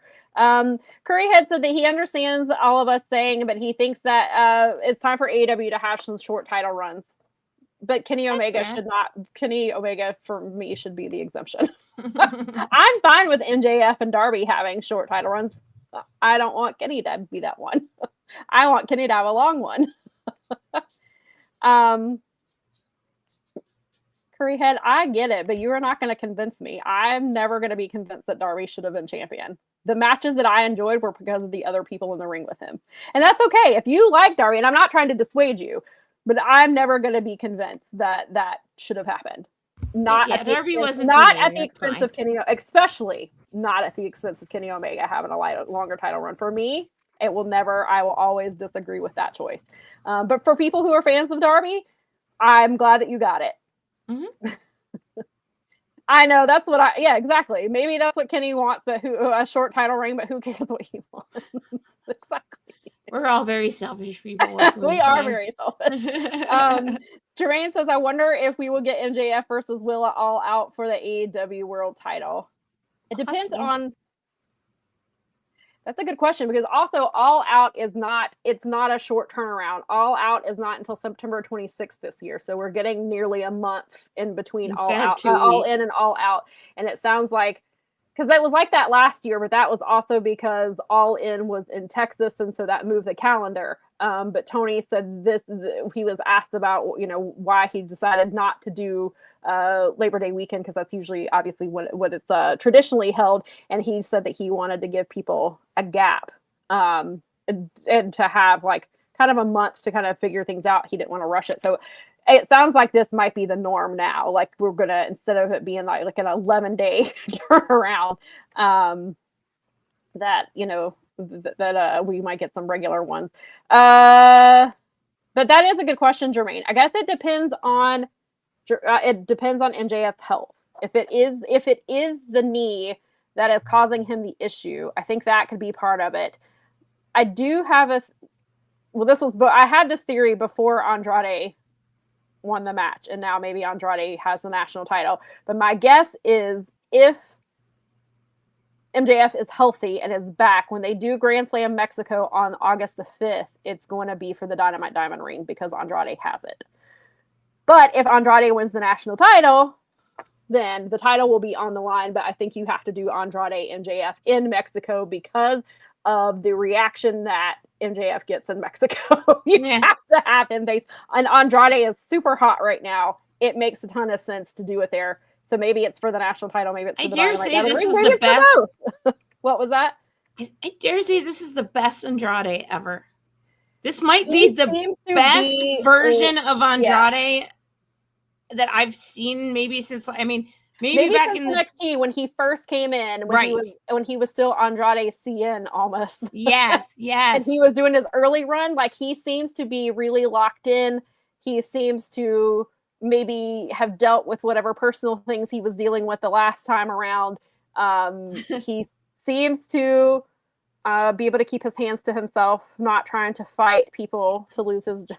Like he seemed, I haven't, so far nothing has come out in the locker room saying he's been difficult. Like it seems like he seems to be in a much better place, which shows in his matches. He's been having really great matches. He's really engaging. The fans are really into him. It seems like things are going well. And so I think that you really should with the Grand Slam. Grand Slam is August the 5th. So it's soon. And so that's kind of I don't know what MJF is like, how long. All I've heard was that he appears to be taking time off. I didn't hear a time frame or anything like that. I don't know for sure if it's the leg. That's just a theory that I've seen, is because it got hyperextended in the match with Roosh. He tried to wrestle through it, apparently was struggling. That's just what I've heard. Again, I don't know how accurate that is, but that's just a theory that I kind of what I've heard too, is that it was his leg. So Michael says ratings are up since Kenny becomes champ. And the women main evented Dynamite, and I think it was one of the highest rated Dynamites ever. Oh, wow. Imagine that. But yes, I would hope that would be a reason, but I think Will Ospreay will probably, because of the story that they're telling with the Death Riders, I think that's going to be, although there could be a fight between Will and Mox eventually, so that could be cool. Yes. You never know. Yeah. Curry said he respectfully disagree with you, and that's what I like about you. Again, I respectfully disagree with you about them and FTR. But again, you're allowed to have your opinions. Yeah, no, but that's the point. It turns out, despite what they would have you believe, is that we can agree to disagree and still be cool with each other. It's crazy. Yeah. Michael said the time of Darby's reign was the issue. It made the window to build All In properly too short, in my opinion. Yeah, I think that was definitely a factor. Maria, that's a topic that was one of the things we covered 2 weeks ago. And now it's come true, because it along with Hangman, which we'll get to Hangman too, along with Kenny winning, Willow came back, and we had said if Willow wins the gauntlet, does she beat Tekla, and then does she win it all in, or does she lose it all in? And I was talking about then how they weren't really building Mercedes versus Tekla. They both Tekla was like, they were both kind of like, I'll beat whoever's in front of me, it doesn't matter. And I wondered, is that because that's not going to be the match at All In? Is the match going to be Willow versus Mercedes? Because Willow defeated Mercedes at New Year's Smash, the final Dynamite of AEW last year, beat her for the title, and then Mercedes went away for almost 6 months. So do you have, and Mercedes came back early. Mercedes was not supposed to be in the ON at all. It sounds like they did in fact bring her back early. She was not supposed to come back. It sounds like even before Forbidden Door, kind of sounds like that they were going to bring her back in time for All In, but her All In plans were unknown. The match was going to be Tekla versus Willow at All In. Then Willow was injured, so then of course that's why we were saying, okay, well that's probably going to be the redemption match, because we're not getting it now. And so that's where we've gone back and forth on that. Like, do you have Willow get a short title reign, and because everybody's been pushing for Willow to get that title, do we finally get the short title reign, and then hope she gets the title again maybe next year or something like that? Do you have her beat Mercedes? Maybe that's what sends Mercedes on her crash out. And because, apparently the original plan was Tony versus Mercedes, and then obviously that changed, and then it's changed several times. So I go back and forth on it, honestly. I don't want Willow having a short title reign, but I don't necessarily think Tekla versus Mercedes is the match. But then also Tekla just her and Triangle of Madness just won titles in Stardom yesterday. They won, I believe, I don't remember the correct name. It's Artists. Is it Artists of Stardom? Is that the name? Yeah, it's one of the glam forgive me belts. if I get that wrong. It's cracking me up though when I saw that they crashed the Grand Prix and that she like cut a promo on the what's Okada or what the President Okada, not right, Taro Okada. Yes, yeah, Taro Okada. She said that was her present for him. Oh God, yeah. If you haven't seen the promo that she cut, it's pretty afterwards, go watch it. She's really funny. I saw that online and I was like, wait, what happened? I was reading through and I'm like, this girl is amazing right now. She is killing me. She's so funny. And they go in there and Triangle Madness are like, we're stealing your belts at the beginning of your thing. She cuts a promo on the President. I'm just like, oh my God, girl, just keep going. Just keep doing what you're doing. They've done such a good job with notes. That. And I think, and then I believe, is it Julia is replacing somebody in the tournament that got injured. So she's saying, I don't know if is it the Grand Prix? She's replacing somebody. Oh, really? In that tournament. But I do want to point out, and I've pointed this out online, back at Forbidden Door in the scrum, Tekla said, I have some interesting things planned for us, talking about her and Triangle of Madness. Clearly this was her plan. And it sounds like they're going to be doing a lot of stuff. And then last night during Collision, Sisters of Sin challenged Divine Dominion for the tag titles in a hardcore match on Dynamite, which is a few days before the pay-per-view, but I guess they didn't want to put that match on the buy-in, but we don't have room for a women's hardcore match on this card, so we have to do it on Dynamite. I think that's super. My imagine would be that's because they're doing the no holds barred with the tag teams, right? Right. Which I would. I get it. It's a 5-hour pay-per-view. You can probably squeeze both on there. You've done Anarchy in the Arena and other major matches, but internal genitalia and stuff. Right. Fernando, I've seen that theory too. And you may have said it before, but I think I've seen that theory since the match actually happened. I've seen that theory that maybe they do a triple threat at All In. That they could do that as well. Yes. Tekla is the 8th. When Tony comes back, they're gonna have some wild programs. Oh my gosh. Can you imagine? Okay. Thank you for the confirmation. She's replacing B. Priestley in the 5-star GP. Okay. I thought that was what I read, but then I was I don't watch Stardom and I didn't want to get that wrong. Julia. Okay. Yeah. So Julia has that tournament. Oh, during the pay-per-view. So that's why got it. Okay. And then Laurent says Julia has a 5-star match a couple days after Redemption. Got it. Thank you for clarifying. I just thought they didn't want to. I just assumed they didn't want to put that match in a pre-show on the pay-per-view. Fair. But also, thank you.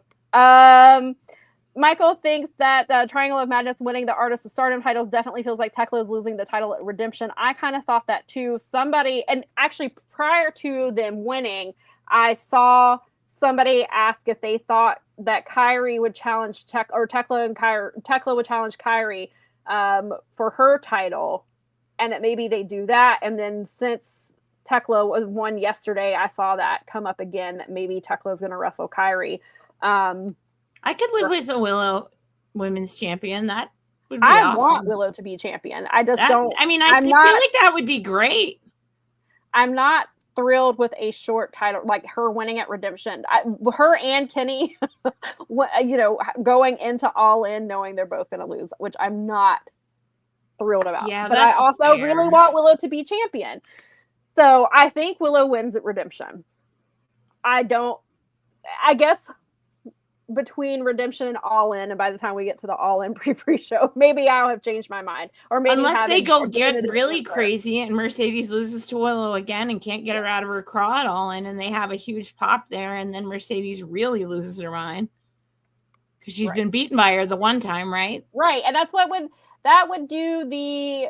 That's what I would think would send her, if they're going to do the crash out that we've been all waiting for. That would be the perfect. Because Mercedes isn't the kind of person. I mean, I'm not saying she won't win that belt eventually, but she's the kind of person that would potentially put Willow over at a big show like that and how huge would that? Willow's great already. If she lost to someone as legit Mercedes and had a little bit of a run, and then Mercedes comes back at her and wins that belt, Right. that's a lot more exciting than just Right. short run Willow, and because you don't have the health issues and all those other things that you have with Kenny Omega. So like I can get a short run with him because I mean, obviously the Darby issue, but at the larger issue is like Kenny is and has always said, and then the diverticulitis happened and everything. Yeah. But he's always known. He was like, I have a timer.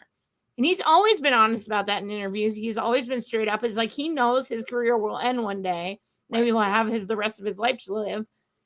Sure. You don't have health issues with the ladies. Maybe you really get Willow over. Like, make Mercedes really mad because she can't seem to beat her until she gets to maybe the next pay-per-view. And then she finally gets you could do all that. I saw that theory too, that maybe Willow beats her at All In and then loses to her at All Out. Like she gets a rematch somehow. I mean, maybe I'm being overly optimistic with my women's booking because I think that would be awesome, but yeah, it could happen. As we mentioned when we talked about this a couple of weeks ago, the word on Toni Storm is that she will be out until well into 2027. We don't know what well into 2027 means. Does that mean first quarter? Does that mean almost all of next year? Does it mean halfway through the year?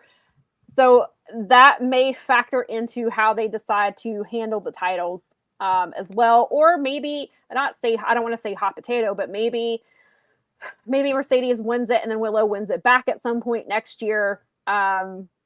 Maybe they do that with the two of them. Then you've got other, I don't know. I mean, it's not like they don't have other women that could carry the belt along the way. But I mean, if you want to do it that way and keep those two hot, there's no reason not to. Right. Then that's true. Maya is the new star. She's in the mix. She's getting a title match at Redemption next week. They announced her in Collision. Right. She came out. Shida was attacking Queen Aminata, which I want to say once again, why the hell does Queen Aminata not have a title, Tony Khan? Man, you know how bad I wanted her to beat Shida last night? Belt her. And I watched the Collision. I was like, wouldn't it be great if Queen Aminata just beat Shida for this? And I like, and again, and I say this as somebody who likes. No, Shida, of course. Queen Aminata needs a title, please. But she doesn't need a title. She's well established. Like we love Shida. She can do anything. Like they want to do, and it makes sense because Shida's a heel, and Shida, the only other person to have held both titles is Stat, and it goes with the story they're telling with those two. And Shida is good enough; she should hold both of those titles. Like, but also like. I really want Queen to have a belt. I just feel like she needs a belt. So Maya came down last night to make the save after Queen Aminata was getting beat up. So now she has a title shot on her birthday, she says. And then before I do see, Maria, I'm going to come back to you in just a second because I wanted to go back to another comment.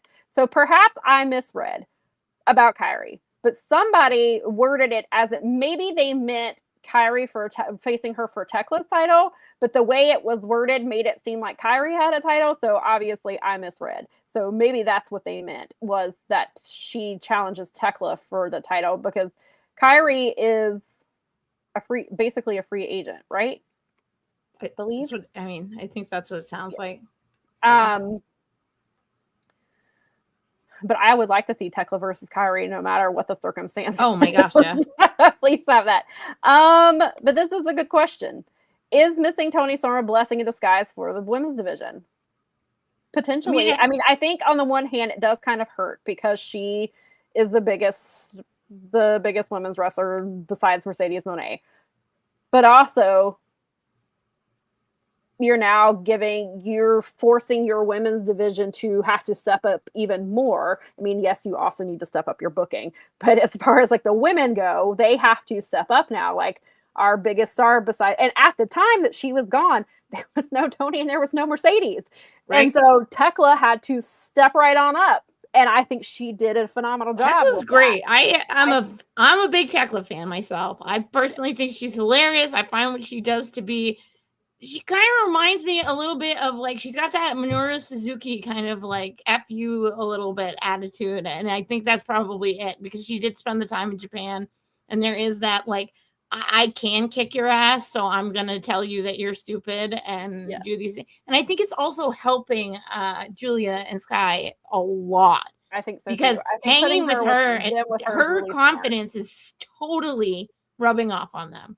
Yeah. They have really started to. And then, like you said, you know, Sky had that match in Eve a few weeks ago or a couple of weeks ago that apparently went over really well from everybody who watched. I've heard nothing but good things about it. Yeah, that's right. I heard a lot of that. I think that because they're like watching a not native English speaker be that confident in the language, that's got to be really encouraging for them, because they're like, well, wait, if she can use our language like this, and all we have to do is like kick it and turn ourselves up to 11 and whatever we want to do. I just think it's been great for them. I think the three of them are fun together. Yeah, I really enjoy them, and it gives them something to do. And I think it gives them being in the ring with a veteran that can kind of guide them and show them, you know, different giving them ways. a story. They have different experiences too. And then, but Sky has really seemed to come in her own, like they trusted her to face, they were going to trust her with Sari. Like, I think had that match happened, right. Sari, like they have to have a lot of faith in Sky Blue to put her in the ring with Sari.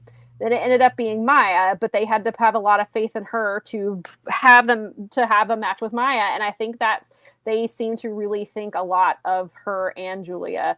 Maybe it's not necessarily shown up in the booking, which I would agree with, but I think some of it has. And now that they are having these opportunities in Stardom, hopefully that just helps them get even better, which obviously is always the hope. Oh yeah, that's a good point. That Bushi Road has split New Japan from Stardom, right. So that definitely makes things different about with how they may handle things with. That's good anyway. There are two different promotions, so they should be handled like by separate people in my bookers.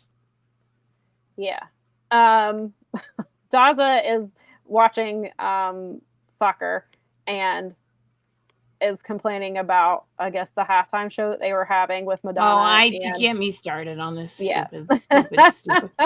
Yeah, the whole, listen, the tournament's been great, but like, because of American television, the hydration breaks, which are TV timeouts, but they keep calling them hydration breaks, but the whole freaking world knows they're TV timeouts.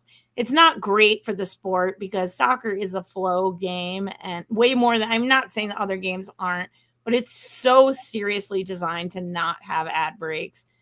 And yet they have to because it's in America. And then they ended up like extending the halftime, and there's like a concert, and there was one at the pre-show, and I'm like, it's kind of dumb.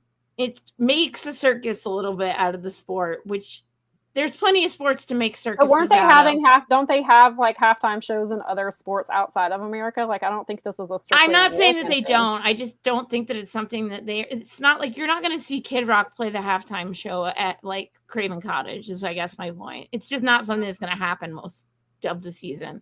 Yeah. Whereas in America, we had to like go out and get some, because it's and I get it. It's fine. We changed it up a little, and maybe we need to relax and be like, okay, the tournament's a little different and it's evolving and whatever all else. But I do agree that some of the halftime stuff that they've done has been a little over the top.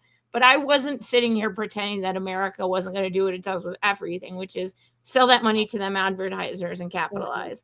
Right. So, I want to watch the final as well. So that's what I'm looking. Because you must be rewatching the one from yesterday that was the third place game. Because that happened yesterday afternoon here, I believe.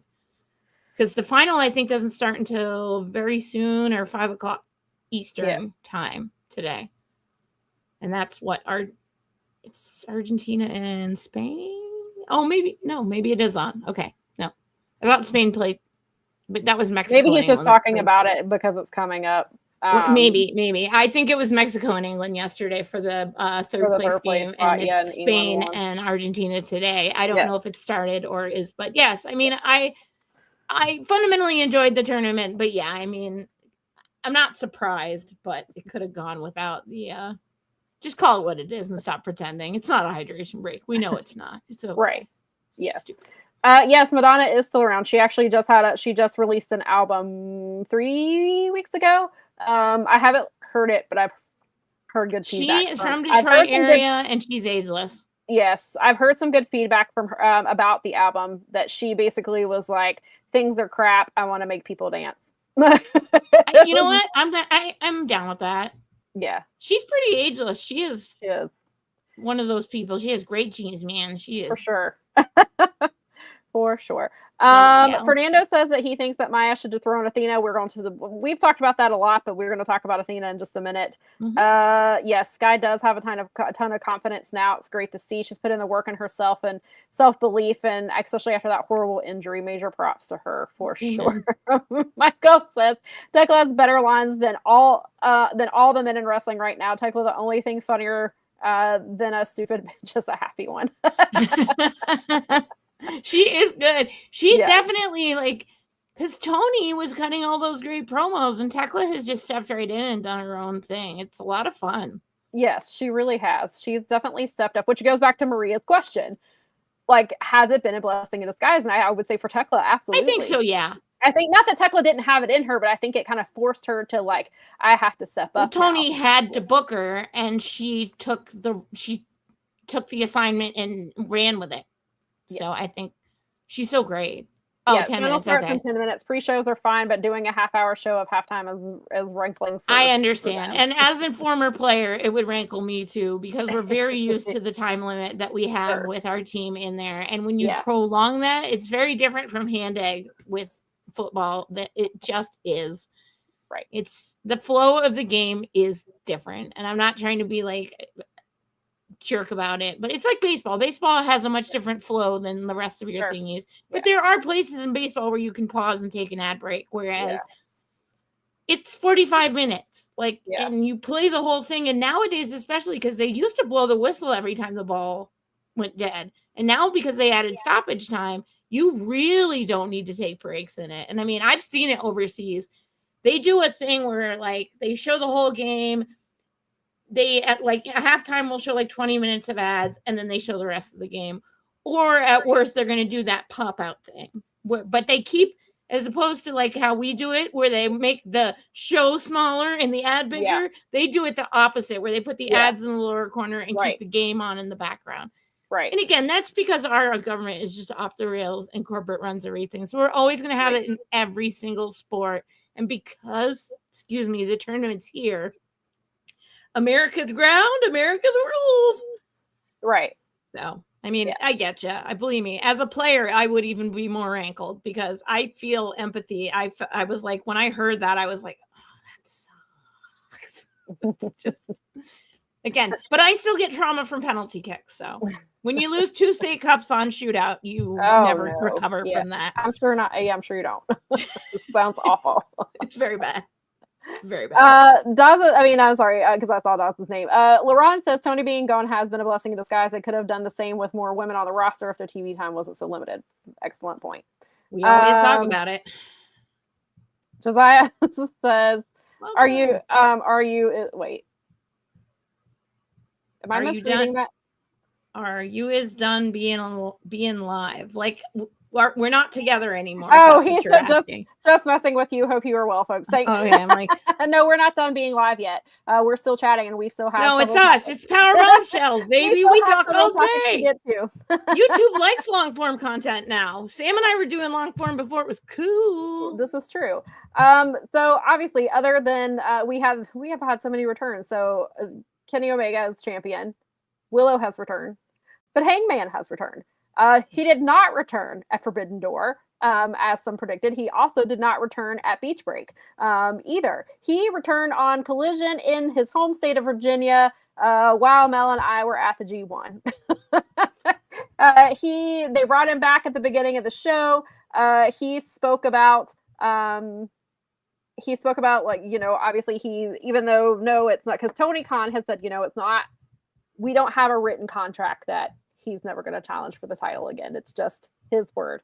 And Hangman that was an MGF only stip. So in theory, since he's not the booker. Yes. It was also unadvertised.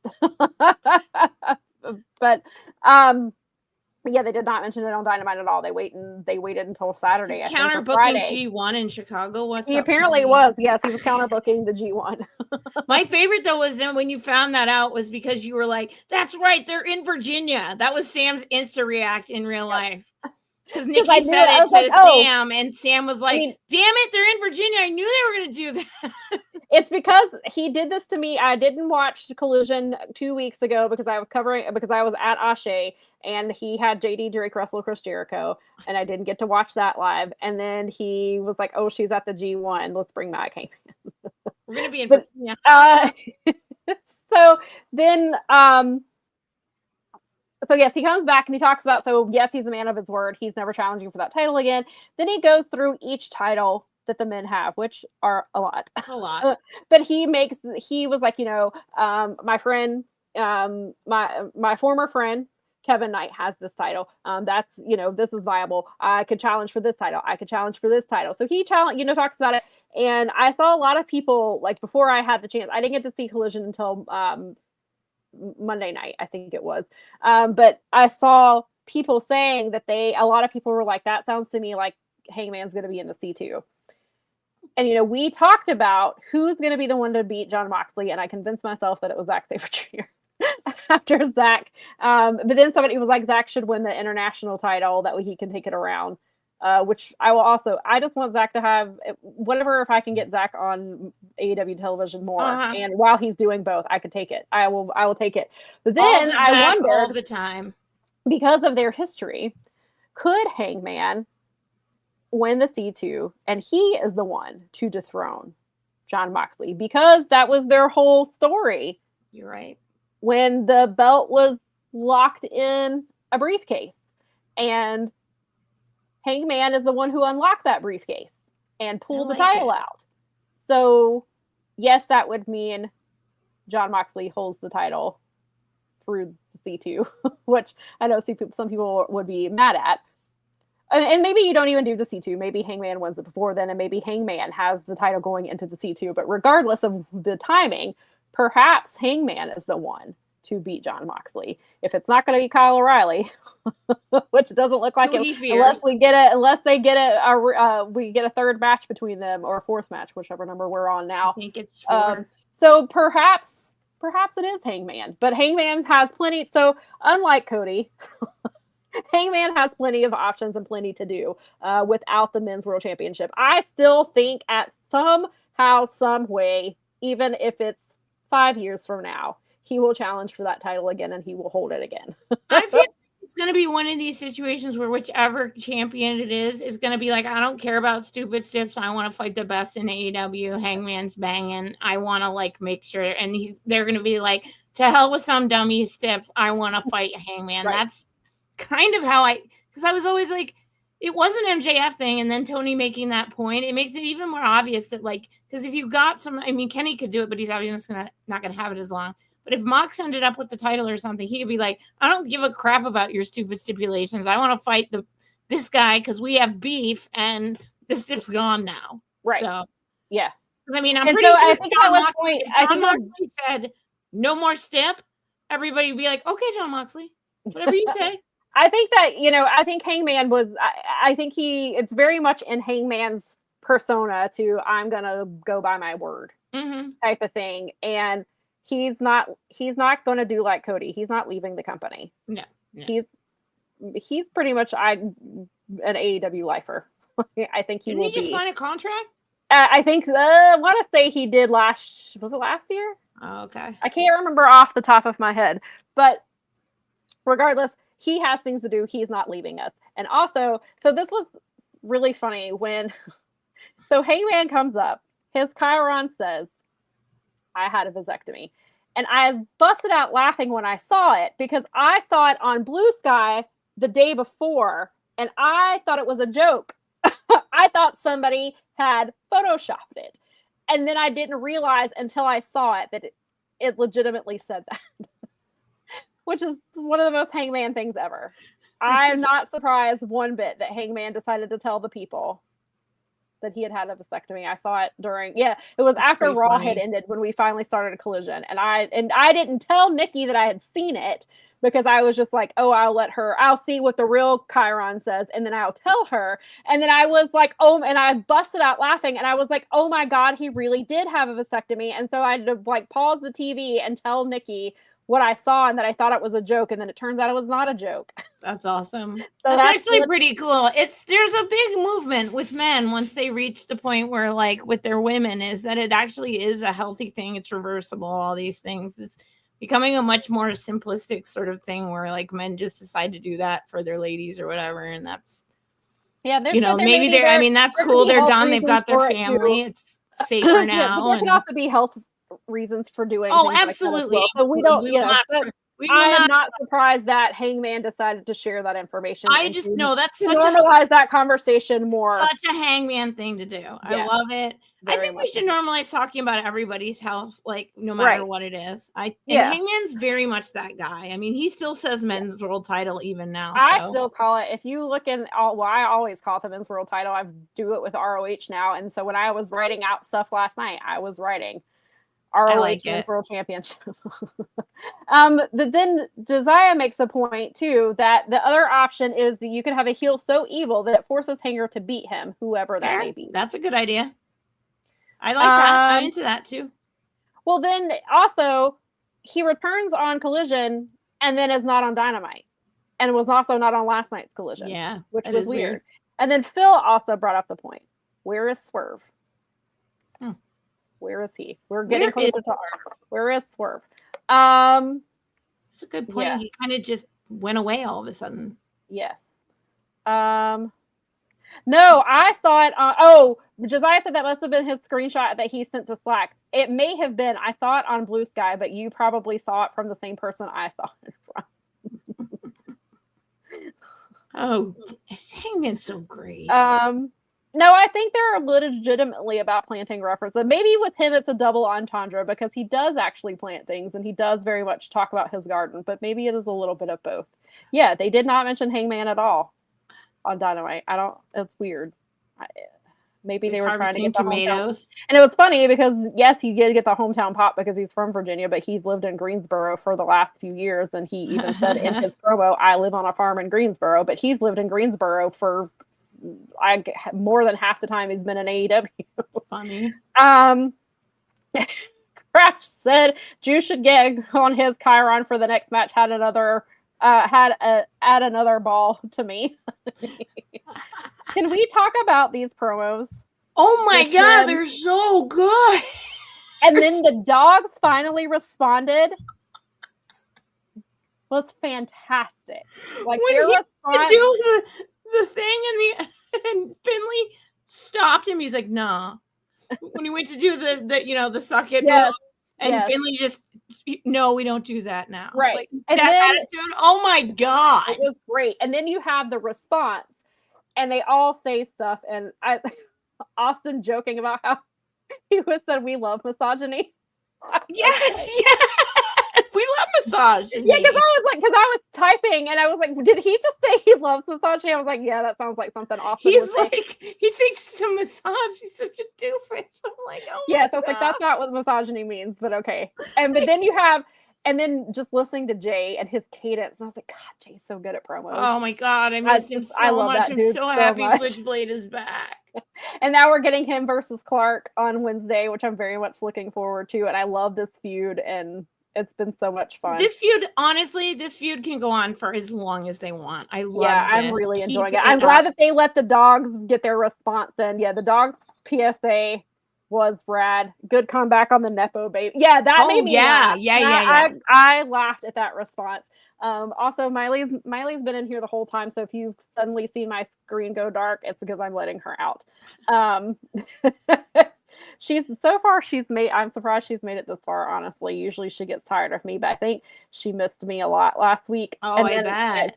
And then Nikki went to go pet sit for our aunt and saw the bags, and both dogs got upset. And I was like, I'm just coming to hang, because I still needed Nikki's help with Collision, even though we were in a different house. So I was like, I'm coming back after Collision. I promise I'll be back. I promise I'm not leaving you again. And they were upset. So I think maybe that's another reason she's hanging out. But yes, I'm not letting you out of my sight, mother. Yeah.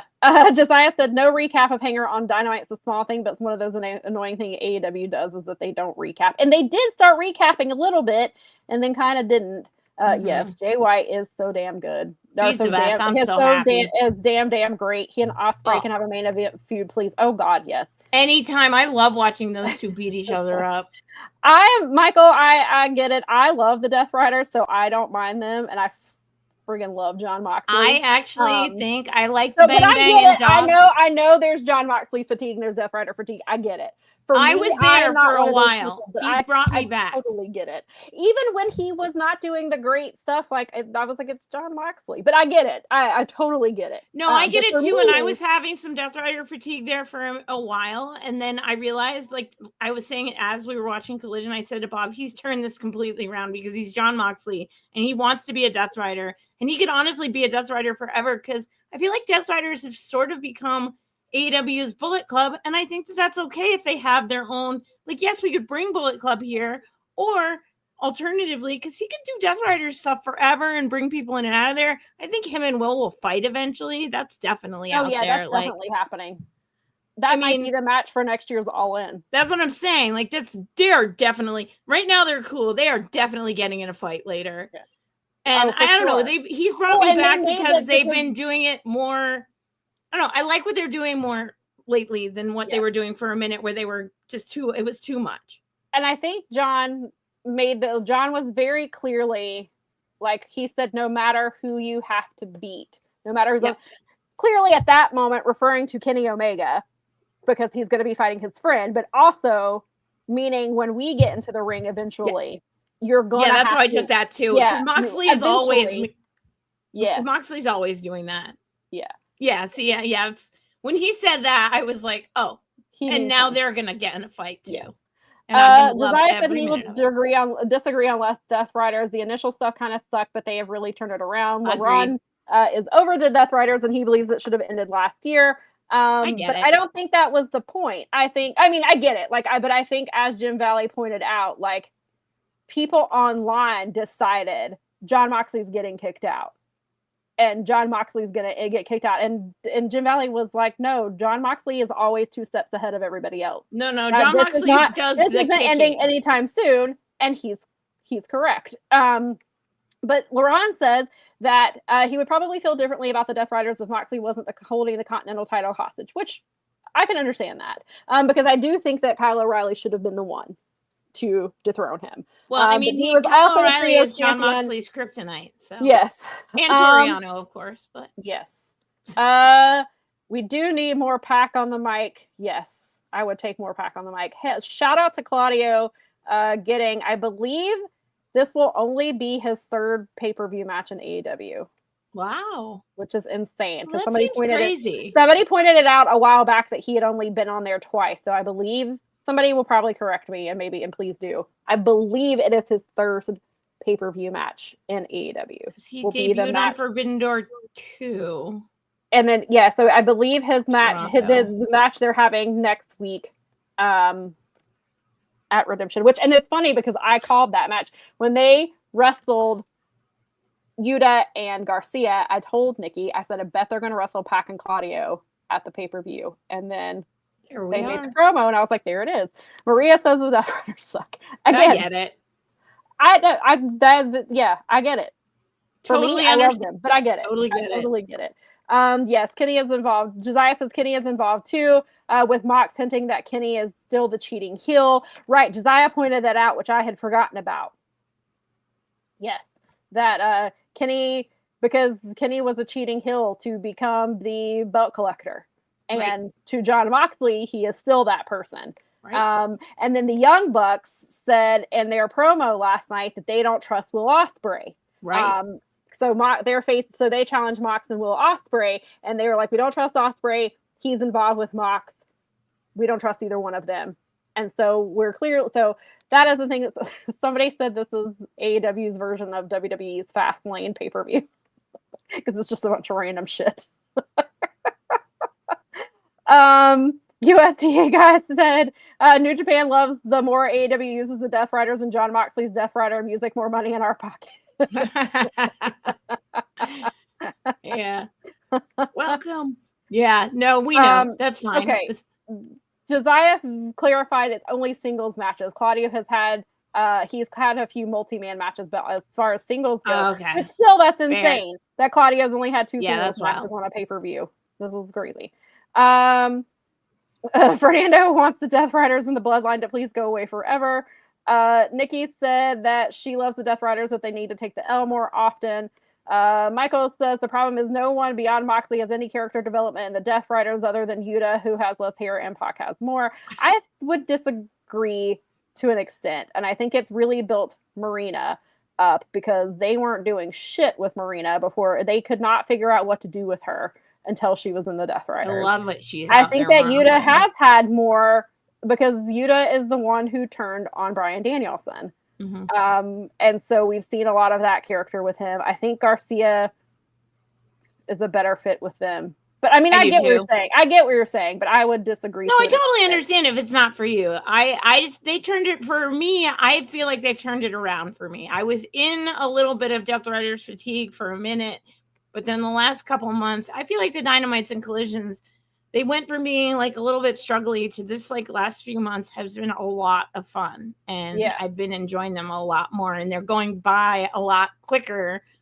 So, I mean, again, I don't think it's going anywhere anytime soon for sure. I get why people may or may not like it. But I'm a person in the camp of I'm cool because like, as long as Jon Moxley wants to run his own faction, bang on. Because it's Jon Moxley. Right.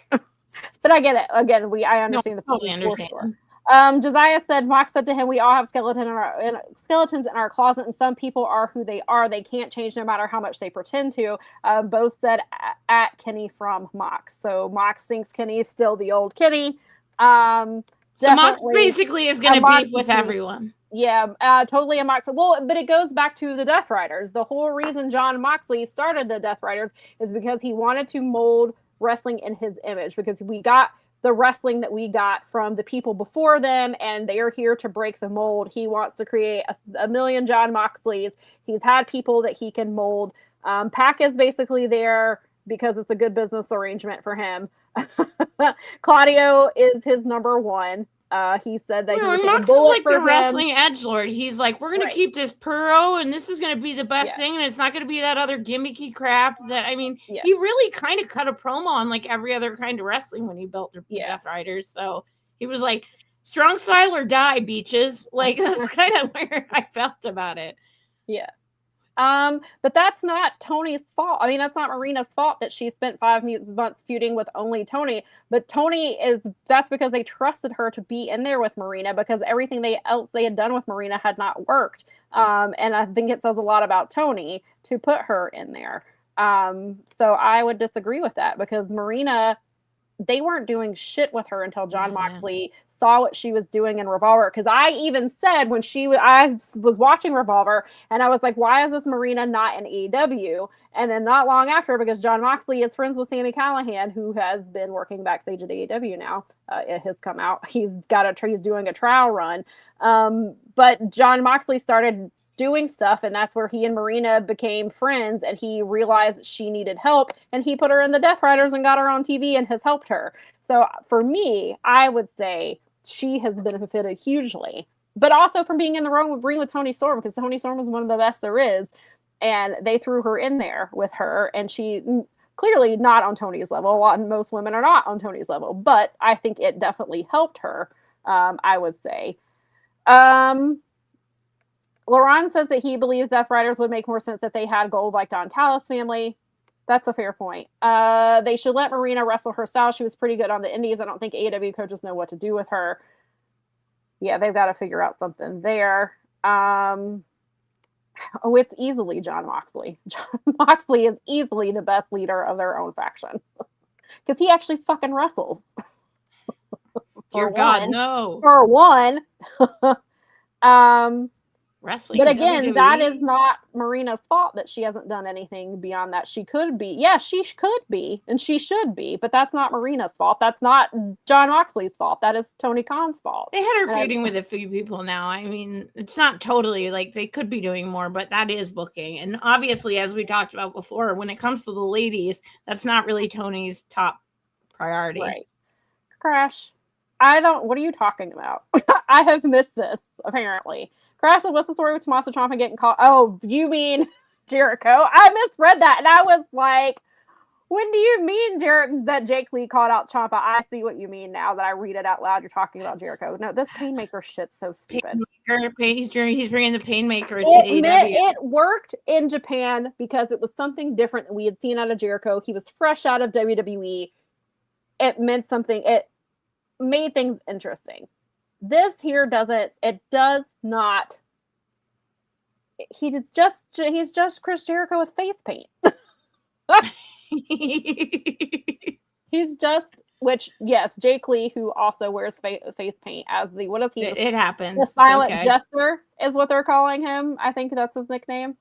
It took me a minute until I realized. I was like, oh, he doesn't mean Jake Lee. He means Chris Jericho.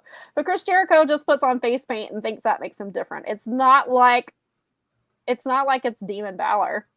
He doesn't change who he is. He just puts no, it actually, unfortunately, I don't know. The vibe was like, I get what he was doing, and for some people it works. And this, I don't know. This was like, I don't know. It was a little. Yeah. That's fine. Yay. Yeah. Painmaker. When I saw it, I said, "Who asked for this?" And then I said, "Probably Ciampa," because I believe Tommaso asked for this feud. I'm sure he did. I don't. This feud is not for me, and I hope it's over as quickly as possible. But then I was listening to a clip from John Pollock, and he said, we'll probably get the Lionheart versus, and then he was like, well, who would it be for Ciampa? And he was like, oh, the lawyer, because when Tommaso Ciampa first showed up in WWE, when he was not signed, he appeared on TV as a lawyer. Okay. So he was saying when Chris Jericho wrestled as Lionheart and Ciampa could wrestle as the lawyer. Okay, that's fine. All that just reminds me of Cartoon Network, the Unfrozen Caveman Lawyer. Like that's all I know now. Nikki says that Jon Moxley has more aura than Roman or Seth, and he carries himself so much better. 100%. Fernando says, do you think Jon Moxley is jealous of? Probably, because Johnny Gargano is still planking backstage. He's been doing that for more than 6 months. He's not doing jack shit. So I'm sure he probably is jealous, even though it is Jericho. He probably is, because he's not doing shit. He just lays there. They're wasting him. Even though he chose that, but they're wasting him.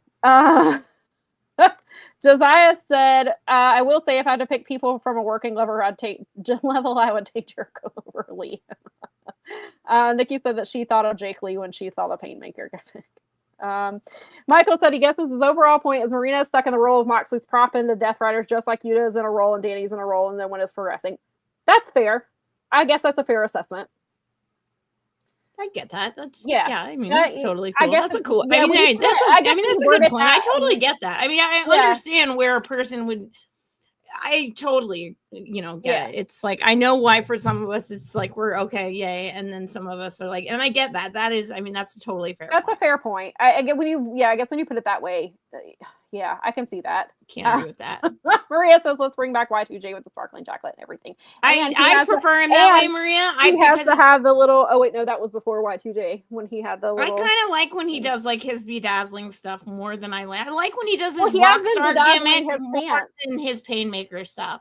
He's been with the Painmaker gimmick just doesn't work in AEW. I like the rockstar, and there's no reason to bring it here. No one asked for, like, if you're gonna bring a gimmick, bring back Lionheart. Like when he was doing that as ROH champion, like I enjoyed that way more than the Painmaker. I just really like when he does his rockstar thing, which is his primary thing, which he does anyway, and I feel like those two things cross over anyway. So I'm just ready for him to quit taking up. Well, I know that part, but yeah, obviously we don't.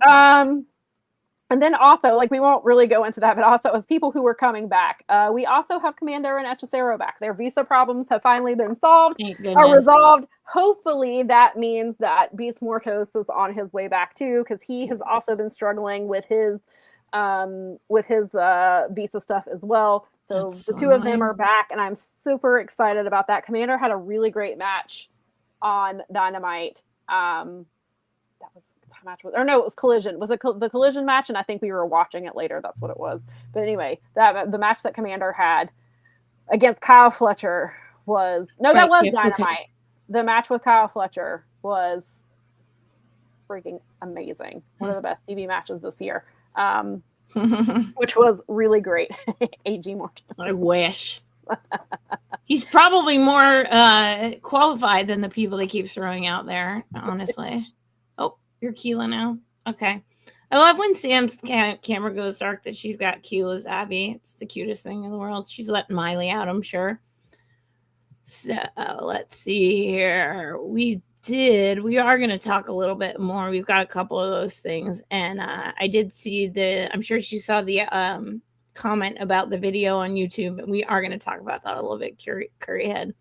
Mel is highly hoping that she is getting a Motor City sighting in 2 weeks. Yeah, so that is one of our topics. We're gonna get. But we're gonna talk about one more thing first. No, I was just acknowledging that. Yes, we did see the video, and it is on our list. So.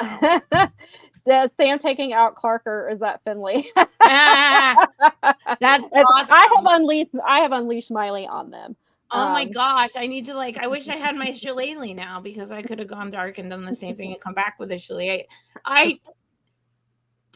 Jay stealing David Finley shillelagh is probably going to be one of my favorite things. I love it. It's great. We can talk about the Motor City thing first, and then we can get to the other. Oh, okay, cool. I mean, because it was yes, I absolutely saw the Mercedes. I mean, not the Mercedes, the Motor City video. It was funny because so for whatever reason, Thursday, I did not feel well. I think it was just traveling and eating out. We didn't eat anything bad, but we were eating out constantly because we came back. It was Nikki's birthday was Monday. And there was a time change, even though it was an hour. And I bet it caught up with me. It caught up with me too. It does it every time. Yeah. So Thursday, and Nikki pointed out this happened to me before, and I think it's when I came back from Dallas. That I did the same thing. So I just I just got sick out of nowhere. That hour can mess you up. It makes you feel icky.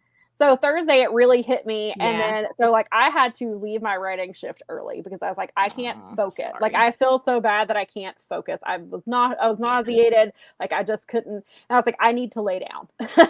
And so when I woke up from my nap is when I saw the Motor City Machine Guns video, and it was great because I'm so glad. They're so funny, and they did not get to show that in WWE at all.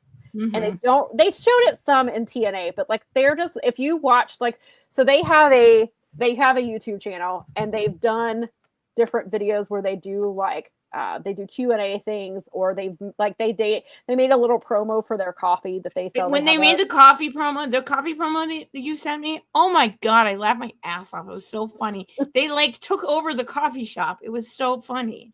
It was really great. And so they're very funny. The two of them are phenomenal together. And so I was glad I got to show their personalities. You see Chris, when just at the beginning where he sits down and he walks around the bench to just turn around, and where he could have just sat down that way, so you get to see their little personality, their bits of personality. And then Alex is going, of course, through the 5 stages of grief, and then we see Chris acting out those stages. And then we see, obviously, at the end they're going through this. So Twitter and Instagram only show the first 3 or 3.5 minutes. The full thing is on YouTube. It's 4.5 minutes. So at the end, it ends on, if you only saw it on social media, it ends with them about to open the box. But if you go to YouTube, you see them open the box, and they have these fake contracts, and they were mad that one promotion even bothered. They wouldn't even say who it was. They were mad that they got one.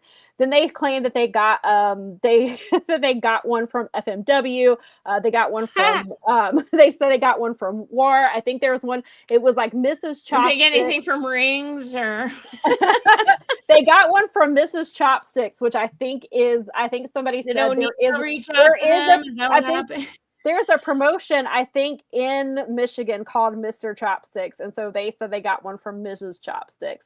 And then they mentioned a couple other places. And then the last one they got, and then and then Chris Sabin makes this incredible squeeing sound that he made in the coffee video that people popped for. And so he does it again, and then we don't know who the contract is from. And it ends. And it's so funny, the timing of that clip, because I was telling Nikki when we were watching at the end of Dynamite, I was they sure are not making any sort of references to Motor City at all.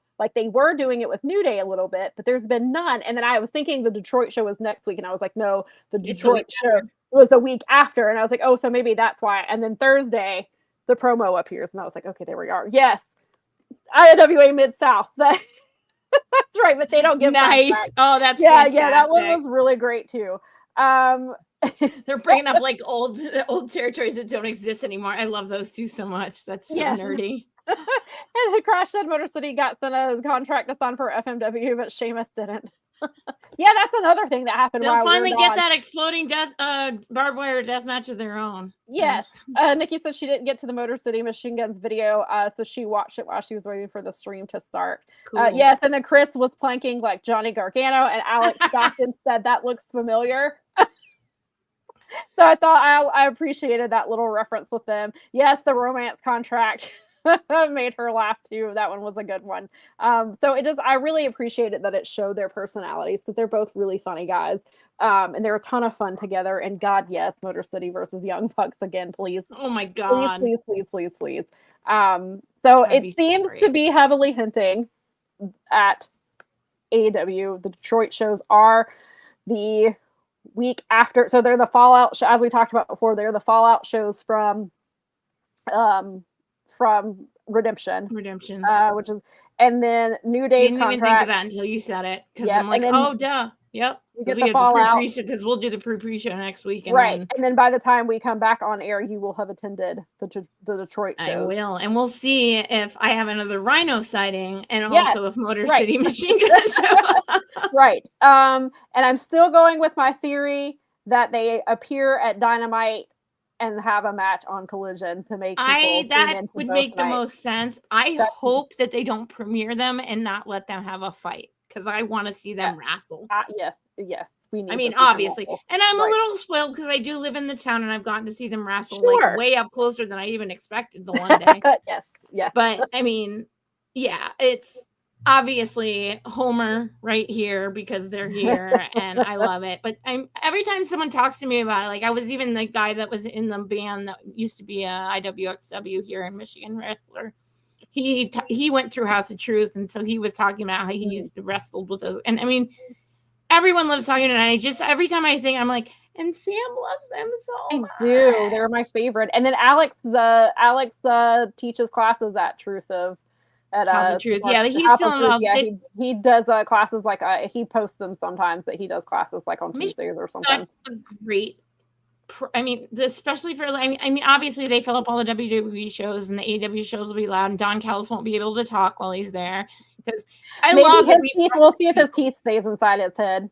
Oh my God, he gets so mad because we literally F Don Callis will be the only thing you can hear. And last time we saw it, like even Excalibur and Tony Schiavone were like, we can't even talk. It's That's so great. Yeah, and so yes, I know Curryhead. I was waiting on it. The wrong one.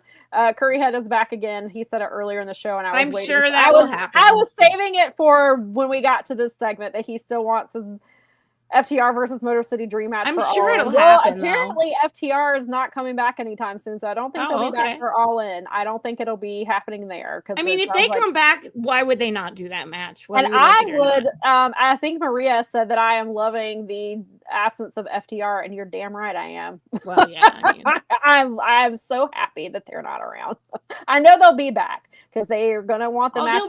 They're going to want the matches with Motor City. They're going to want the matches with New Day. They're gonna be here, but if you're gonna retire Cope and Christian Brando, Motor City Machine Guns, then you have right there your tag division is freaking stellar.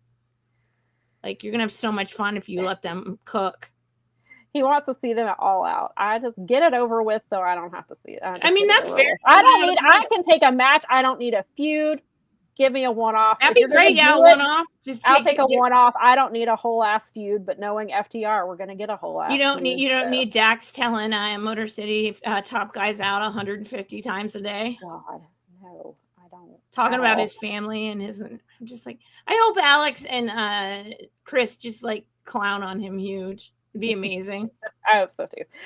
Josiah said that he was second row for Shelley Wrestling before when he saw them at C4, and he was like, I'm seeing a literal legend. Yeah, we saw when I got my dream match at Deadlock 2 years ago now. Oh, yeah. They came to Deadlock and wrestled the Workhorsemen.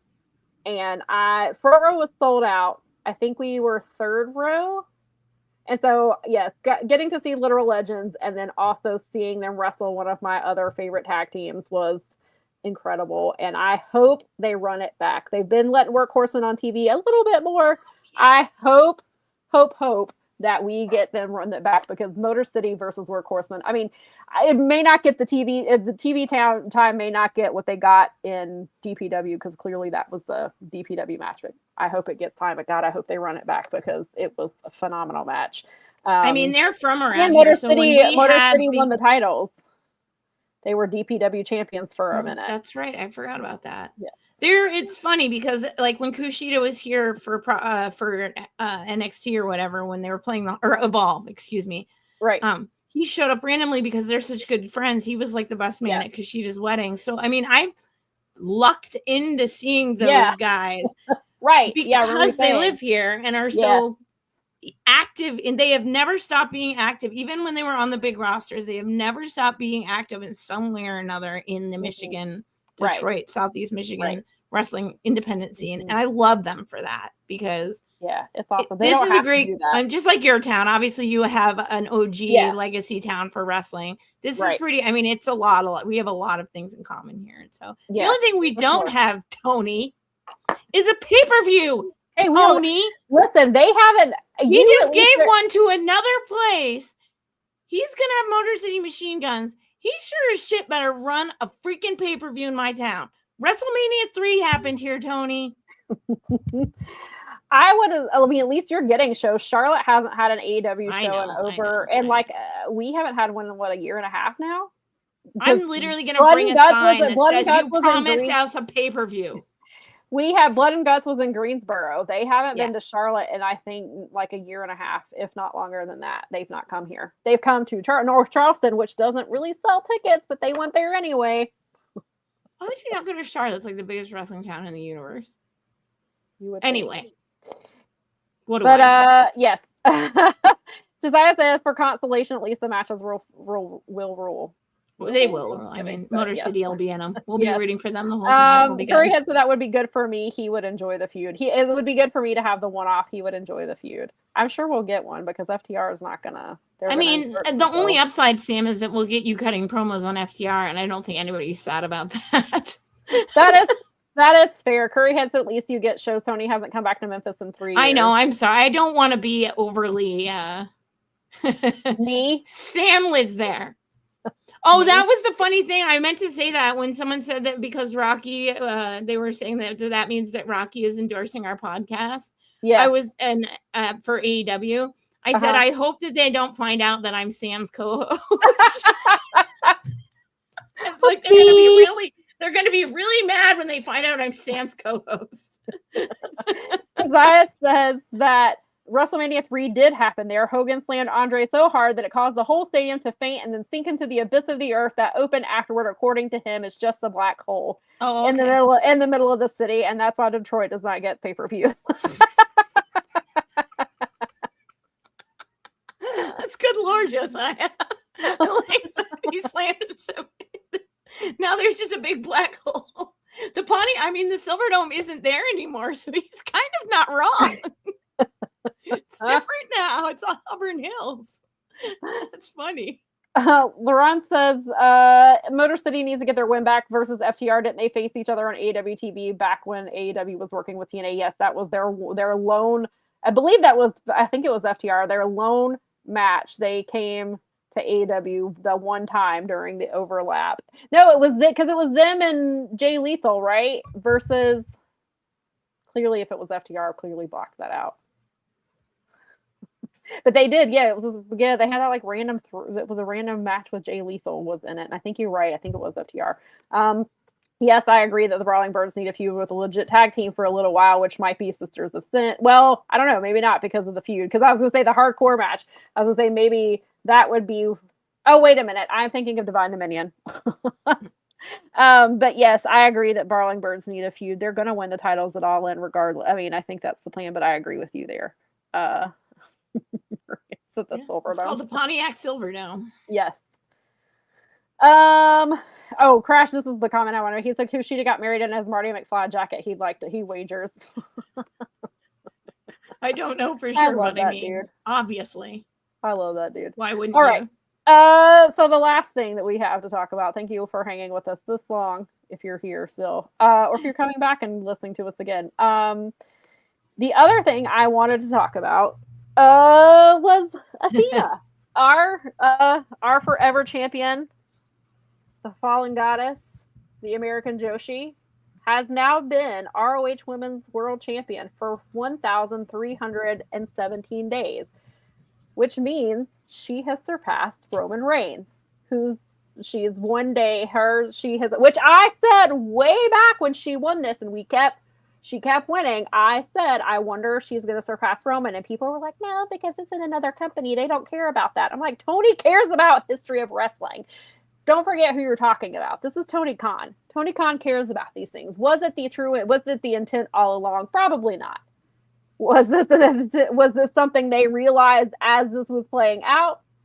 Probably. So they're like, at this point, why not have her surpass Roman Reigns? I have been critical of her booking. I of course think she should be on AEW programming, especially when other champions, Bandito, has defended his title twice the last 2 weeks on Collision. Eddie Kingston, Chris Jericho, all of them defended their titles in AEW. They were on TV with their with their ROH titles. And so I have definitely long criticized that.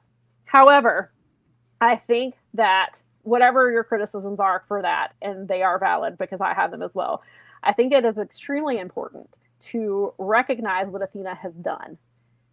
For her to be a woman, to do this, to be one of the longest reigning champions ever, and to be a Black woman at that, is huge. And I believe that I want to make sure I get the phrase right of how she phrased this. Because Athena posted it earlier today.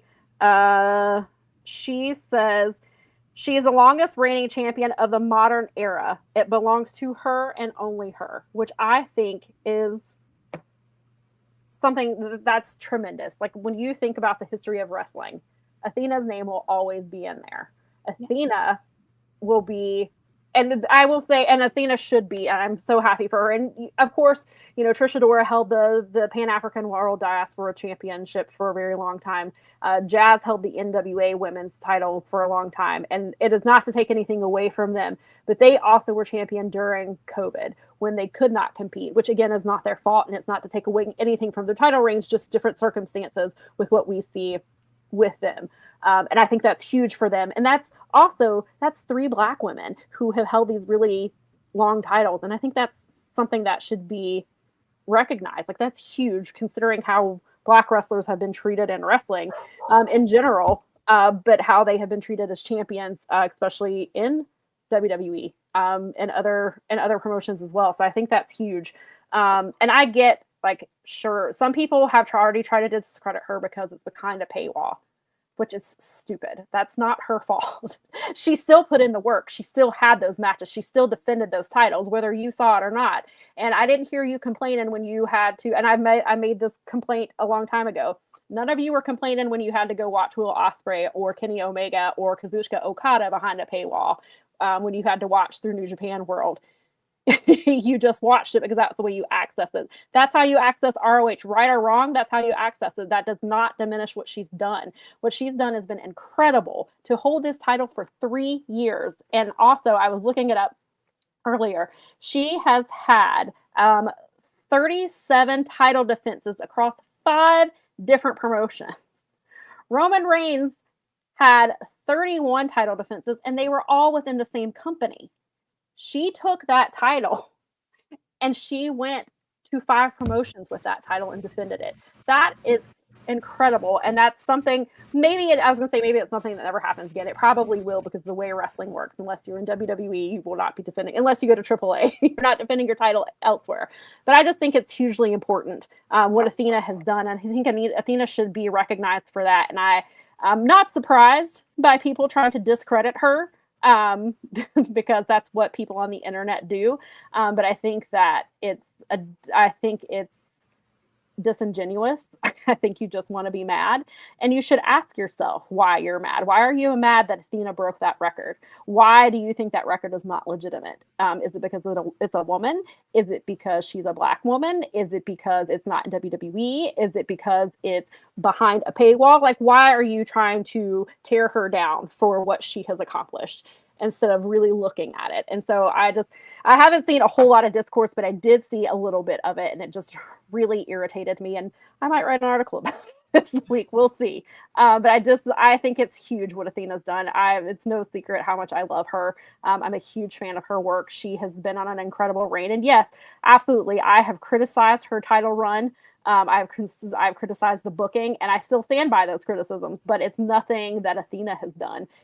Athena has done, she's done a hell of a job with what she's been given, and in the way that she's been able to do it. And so I think Athena should be commended for what she has done. And, you know, perhaps the title reign has gone on too long, or, you know, there's that argument, but the reign is still happening, and that's not Athena's fault. I don't think Athena's saying, you can't take this title off of me. I don't think that's what's happening. Well, even if she said it, that would be irrelevant because Tony's the boss Right. of the thing. So at the end of the day, it's up to Tony Khan where that goes. Yeah. How? Right.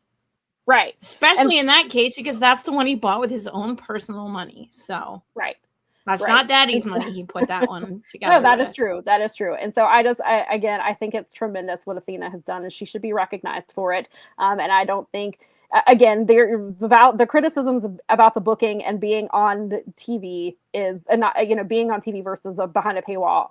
Those are valid criticisms. ROH has always been behind a paywall. Yeah. I mean, that argument's kind of moot just because it's like Tony's got it behind a paywall. ROH has always been behind a paywall. It was Honor Club, and not always. And when it was on TV way back.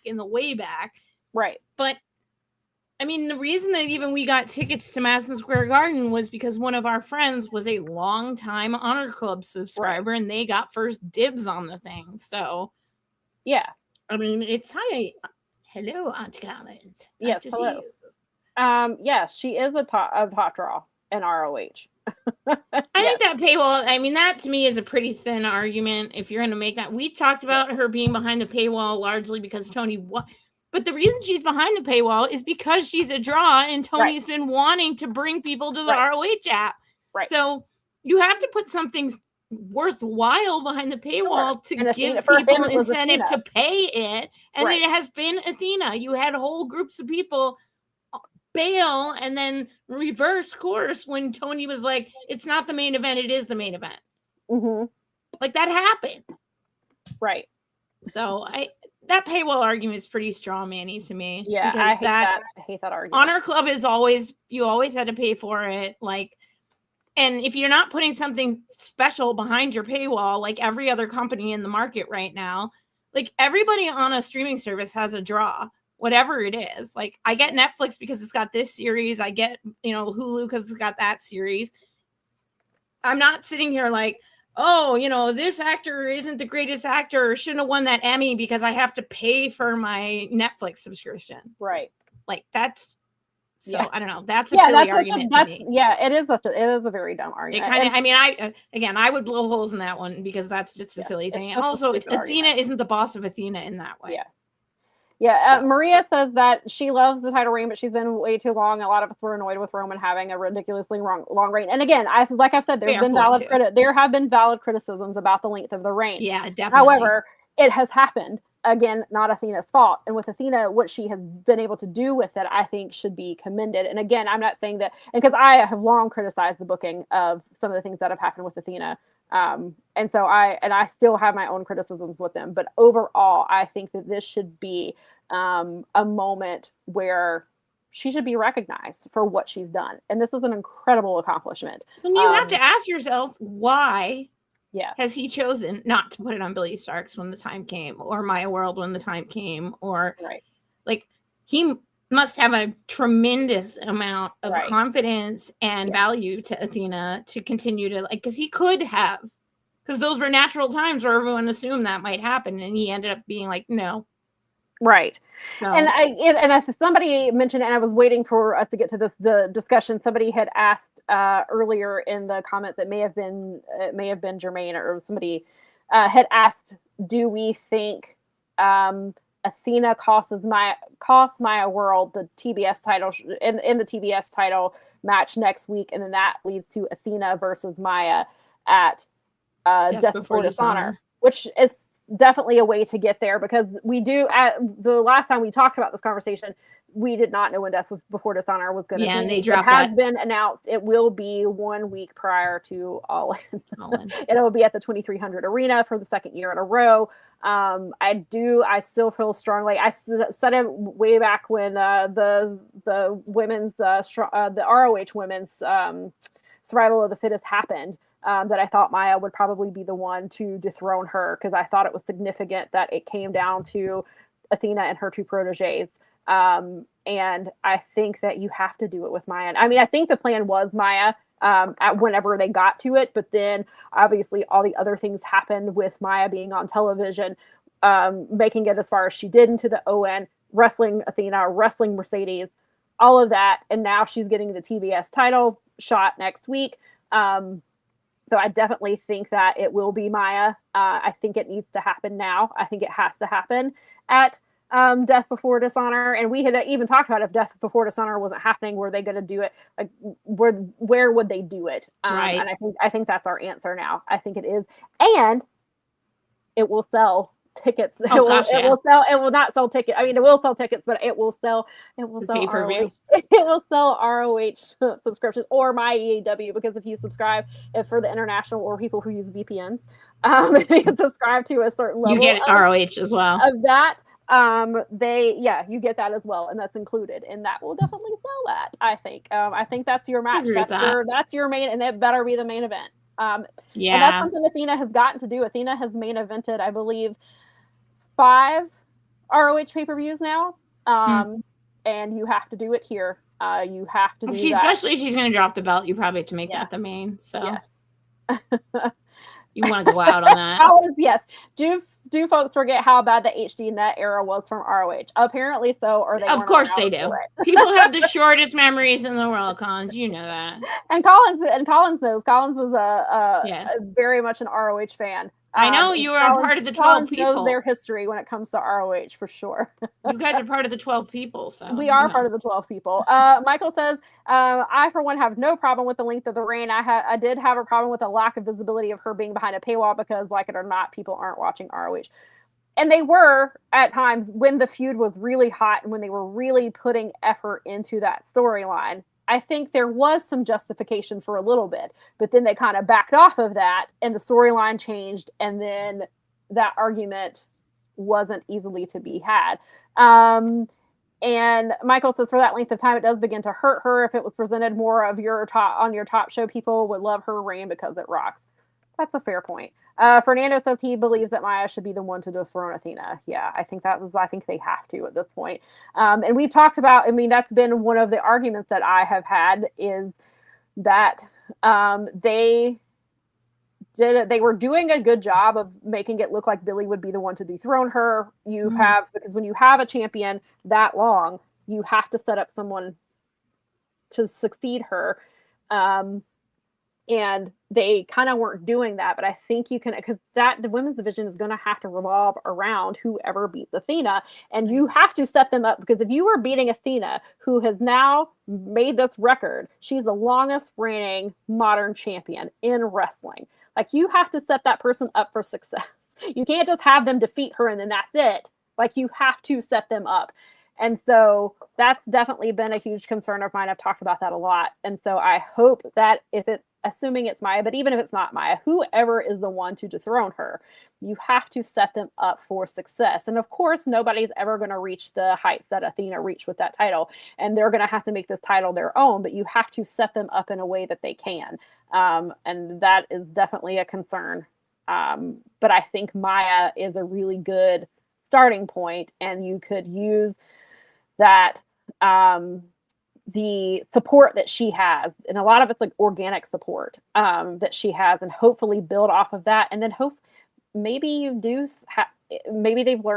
have learned maybe they'll learn their lesson, and maybe they'll have Maya defending that title on AEW programming. I'm not holding my breath for it, but it's what I would like to see. And Fernando says Maya is Cody in this situation with Roman Reigns. Collins said, my issue is that Bandito has ROH Men's Championship matches on TV. Yes, definitely. That's been my argument from the beginning. And I even happened last night. I mean, it happened on Collision. He wrestled 2 weeks in a row. He wrestled Shibata last week, and he wrestled again last night, and they were both bangers. And totally, I totally agree with that. But the same thing happened with Jericho when Claudio was champion. They were defending their title on AEW television where Athena was not, and that has been that's probably been my number one. And if you're a smart advertiser, you would do that to get people to sign up for ROH. So why do it with Bandito when you have Athena and not do it with her? So I totally agree with that point.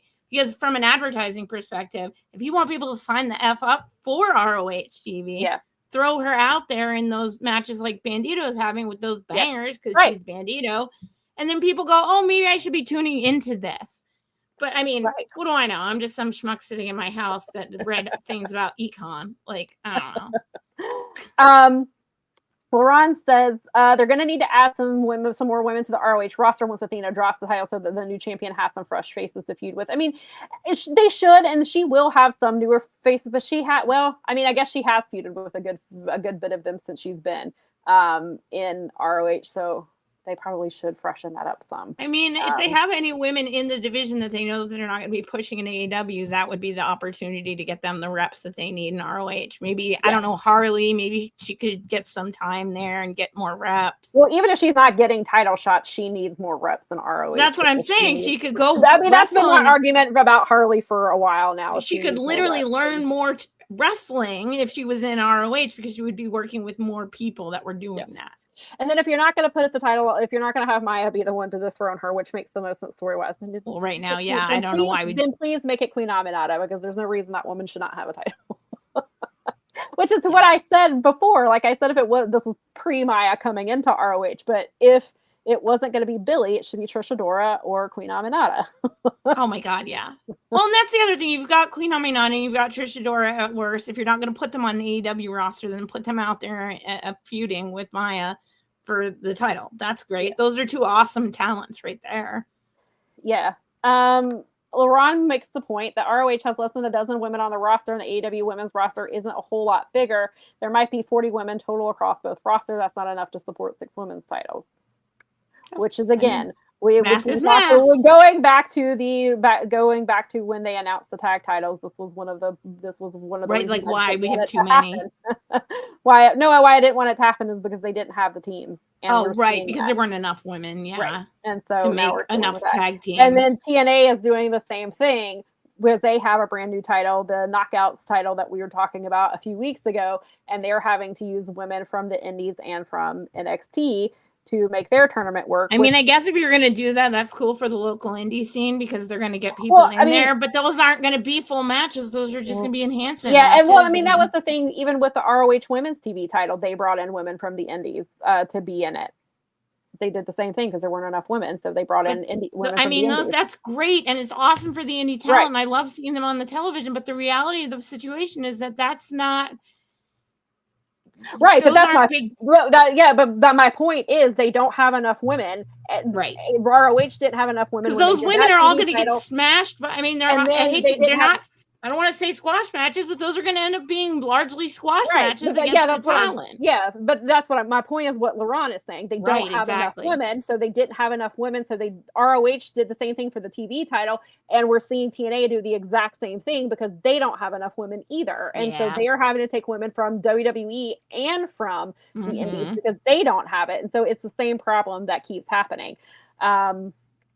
Laurent says that Divine Dominion's tag run has been actively hurt by the lack of tag teams for them to work. They're doing a great job, but TK has done 0 favors for them, which has been we've talked about that quite a few times on here. So Laurent, I'm right there with you. I loved her new look and presentation last night. She looked great. Yeah. I love the hairstyle looks great on her. She makes her own gear and has, I think, the entire time. And she's definitely stepped up her game, and she looked phenomenal last night, and And again, nothing against Sheeta, but I'm like, why does Cena? I mean, I don't know. I kind of wanted the upset. What are we doing? I wasn't expecting an upset. I kind of wanted it though. Yeah, I was like, and yeah, they're not going to do a title change this close to the pay-per-view, but yeah, it was great. But again, shout out to Athena. Congratulations. Yeah. It's a humongous deal. And you definitely should be commended for what you have done. Yes, she is DIYing. She makes all of her gear. She talks about super cool. Good on her. That's not like, that's a lot of effort. That takes a lot of work. I've done my own stuff for our stuff, and it's not a full gear. It's like, it takes.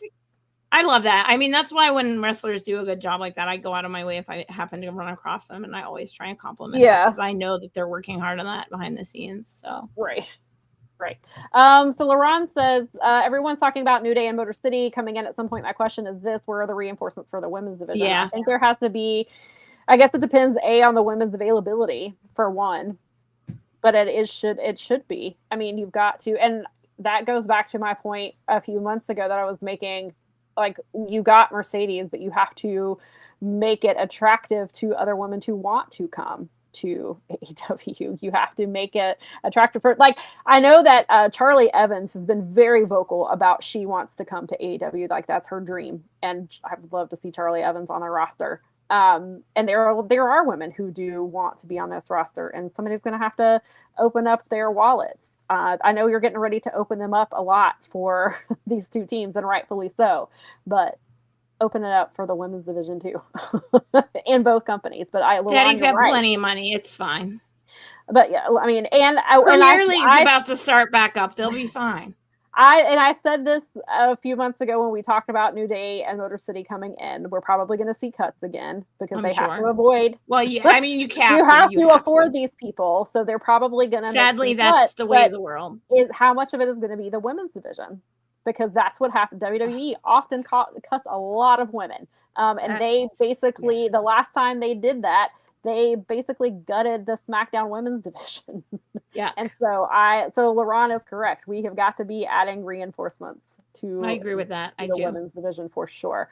Yes, I did hear that Aminata said on her vlog that her contract is up in February 2027 plus injury time. I think that he will, unless he's an idiot, he will work really hard to re-sign her, and he should, because if she is considering going to WWE, and I get it, you have to weigh all of your options, I would just point at Blake Monroe and Julia, and Stephanie Vacker, who is now dealing with visa issues. Look at that and look at what has happened to them. Look at the fact that Liv Morgan has defended her title 2 times.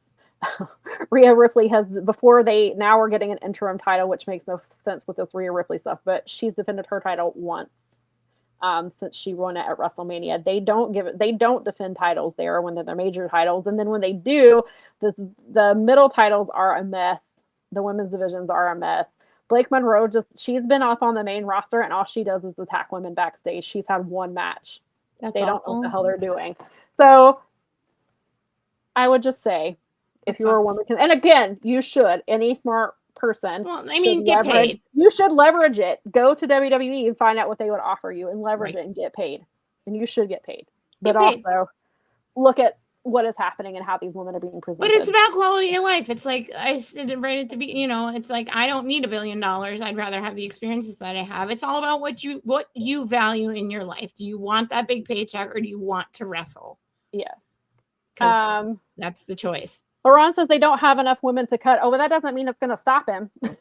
They could cut some of these men's contracts that expire that they're not using on TV like they did Butcher and Blade. I mean, they don't have the women, but don't think that I wouldn't be surprised if women are getting cut, though. They shouldn't, but they could.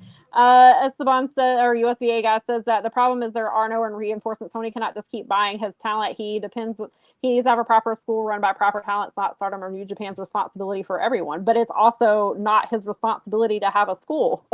WWE just has the Performance Center because they want people to wrestle the WWE way. So I think it's not necessary. I mean, there are a lot of factors, and you do make a good point. But also, he shouldn't have to start a school or a dojo just to get talent. That's not. I mean, why is that I mean, if he can barely, I mean, he's got this in ROH. I don't think adding a dojo or a training school is going to, I don't think that he needs to add that on top of everything else that he's doing. I don't know how that would, I don't know. I mean, maybe I haven't considered it. So maybe, because I want to say right off the bat, I don't know how that would work, but I've never given it any thought. So maybe there is. So I have to say this because there is crossover here. So Fulham, their soccer team, the team that they own over there. Right. One of the ways that Fulham has, and they've changed Premier League by doing this, but one of the ways that Fulham has had success is that Tony and his pops go around and they buy American talent, because American talent in football is cheaper than continental or African or all the other places that play soccer 100% of the time. So what he's done a lot, and other Premier League teams have sort of followed suit, is to come here to America and steal Clint Dempsey. And I mean, that was just an example because he did play for them for a minute, but like Christian Pulisic, who's part of our national team, he's on AC Milan. Like, I mean, these people are coming to America. They know we have good players, but they know that they can get them on the cheap because it's way cheaper than buying a Spanish player or a South American player or an Arabian Peninsula player or somebody that they literally have dojos from the time of they have clubs from the time they're wee ones. They drop a ball at your feet because they're trying to find the best kid that knows how to do it. But here in America, although it is now the most played sport in America, that means that we're still many, many moons away from actually catching up. So Tony does that.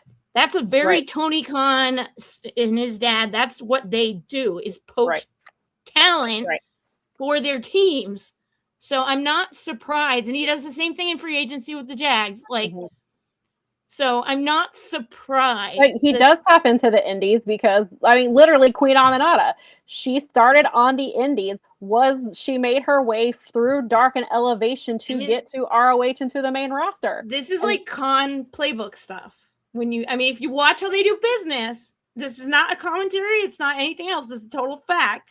This is what they do. They go and they find talent for less money in places that nobody else is looking for talent. So that is something they've done as their business strategy for their sports teams. That's all I would say. And I know this isn't what you mean, but can we please not word it as these women are not for sale? Let's not word it like that, please. Let's not do it like that. Yeah, and where was I going to go with this? Yeah, Josiah said there are a billion indie workers Tony can draw from new talent from. He does it all the time, which is correct. We, again, Queen Aminata is the most recent. I mean, that's someone who came from the indies, and he has, he's done it all the time. And it starts with Dark and Elevation. He was doing it there, and indie wrestlers have worked their way up. I mean, look at even going back to Gates of Agony. That's where they started. They both started in Dark and Elevation and moved their way up from the indies. So, he is tapping into the indies to get some of the talent. Could he do it more? Absolutely, because clearly we need to build up these rosters. But, I think there's other ways to go about it, but I don't think Tony Khan needs a dojo or a wrestling school is necessarily a viable option. WWE only has the Performance Center because they want to train wrestlers to wrestle the WWE way. They want them, so they get them in there and teach them how to wrestle the way that they want you to wrestle on TV. They take the indie out of indie wrestlers and make them wrestle their way. And that's the entire reason they have a Performance Center, is so that they can wrestle that way. And then they draw on the NIL stuff a lot. And that's where their focus is they're tapping into that market to bring in people. And so I haven't given it a lot of thought. So maybe a school is something that he can do, but I don't see how that's a feasible thing for him with everything else that he has going on. But perhaps there is a way, but not one that I can think of off the top of my head. And why do that when you can just bring in indie wrestlers? Maria asks, do you think Bayley should play hardball with WWE and AEW and drive up the price for her? Yes, 100%. all wrestlers should do that. Then she absolutely should. And boy would do the same thing in her place is all my answer to that. Randy Orton always comes to mind because Randy Orton did that. He had no intent of ever leaving WWE because that's where he is, the WWE lifer. He's only been in OVW. He was never ever going to leave. And he called up, found out what AEW would offer him, took it back to WWE, and that's how he got his last contract. And I gotta be honest with you, in the real world, in the professional world, that happens a lot. Yeah. I mean, it does. If you're in your own job at a retail store and they're not paying you what you want to get paid, you go to another retail store and say, I have all this experience, and they go, well, we'll pay you $20K more. Of course, you're going to take that back to your company and go, well, they're going to pay me $20K more. So do you guys want to keep me because I'm trained up? And you're going to be really expensive to lose me? Or should I go take that 20 extra K? And a lot of companies, especially in this economy, are going to stick with the person that they're already my paying. cousin just did that. My cousin found out she found somewhere else that was going to offer her more money, and that's the job she went with. And you should be doing that, frankly, because these companies are back. So that's what she should. That's what. No, you should be doing. Anybody should be doing it. Not just Bailey. All wrestlers should do it. They should. Actually, all workers, anybody that is doing work, because we are all being underpaid and underappreciated, and we are all putting in hours that we shouldn't be doing. And it's like, I think if you get that opportunity, take it, please, because you don't deserve to be paid shit wages any more than the next guy for doing your job. Because no matter what anybody says, I don't care what your job is important.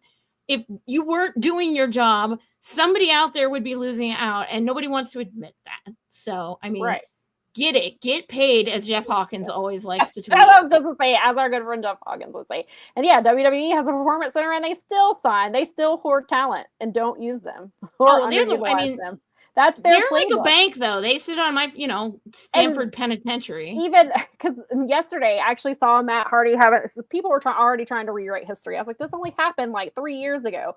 But someone was trying to say that Jeff Hardy was offered to go into the WWE Hall of Fame, but he didn't want to do it without his brother. And Matt was like, no, WWE didn't want him to go to AEW and offered him the WWE Hall of Fame, and he turned it down and came to AEW because that's where I was at. And then he was like, all that aside, he was like, Jeff is sober now from both alcohol and drugs, and he is he's thriving and doing the best he's ever done. But I was like, let's not rewrite history. WWE did not want him to go to AEW and offered him that. But just that comment made me think of about the hoarding situation, of how they'll hoard talent and then not use them, which is basically what they do. They signed Ricky away, and Ricky's he has a few TV matches, and he did get a title shot. But they're doing the thing with they did it with Royce Keys for a bit. Now he's finally in a storyline. He's been thrown into the Bloodline universe, so we'll see. We'll see what happens there. But that's what he does. I mean, like, again, Blake Monroe is not doing anything. She hasn't done anything ever since she dropped that title, which she shouldn't have dropped it in. She lost the title in a fluke to begin with, and then because she had the audacity to complain about it, they quit pushing her, and then they brought her to the main roster where she's not really doing a damn thing other than attacking people backstage. Michael says they had a report the reason Jordynne Grace hasn't been on WWE TV is because they don't have anything for her. Yeah. Imagine not having anything for Jordynne Grace that you wanted so badly. You don't have anything for her. Crash said Dixie needs to come back to wrestling as a consultant and lay down the riot act for talent just for shits and giggles. I mean, in 2026, nothing is off the table, it would seem. We are living in the worst timeline.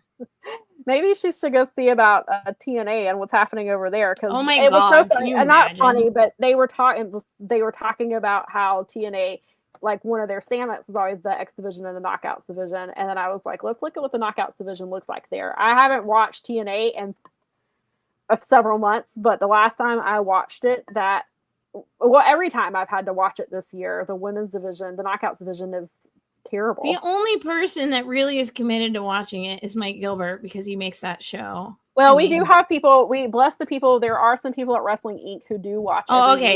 week Okay. because Well, they do cover it. So bless them. And so the few times I've had to watch it is because I've had to step in for coverage. I mean, I don't- seriously, thoughts and prayers to anybody that has to, you know, that's Yeah. choosing, and then like I hope you're getting paid for it because you deserve it, and you, yeah. But I mean, I get it. It's Yeah.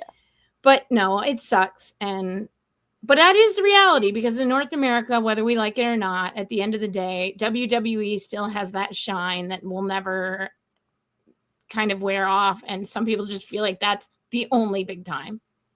Well, I mean, look at Rusev. He went back because he didn't want to lose in AEW, but he has no problem losing in WWE because he gets to lose on Netflix. On Rusev Day. Yep. He loses all the It's the time. worst.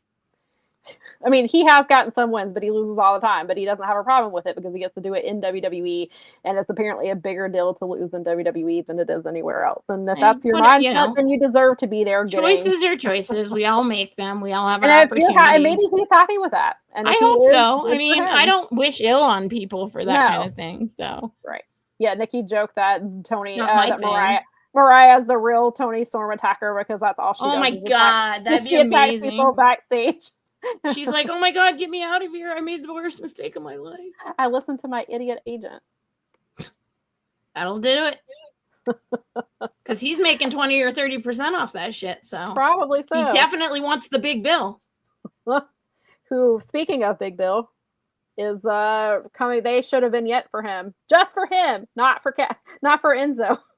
Oh my Apparently, God. the rumor has been going they're going back together, but they showed a vignette during Raw, and it was only for Big Bill. It was, I mean, for Cass. It was not for Enzo. There's clips of him in the background, but it made it seem like only Cass, which was kind of funny because the rumor for weeks has been they're going back together. They've both been down at NXT. The rumor was that's where they're going, but they've already said when on August the 3rd. So the Raw after SummerSlam, Cass will be on Raw. I don't know if Enzo will be with him. Maybe we'll get a vignette this week and it'll be just of Enzo, but in that vignette, it was only Cass. It was his outline, which was interesting. But you know what? Hopefully he's happy there, and I hope this means more bounty hunter Brian Keith, and we can get away from that stupid ass Bad Apple stuff and let him just be the bounty hunter.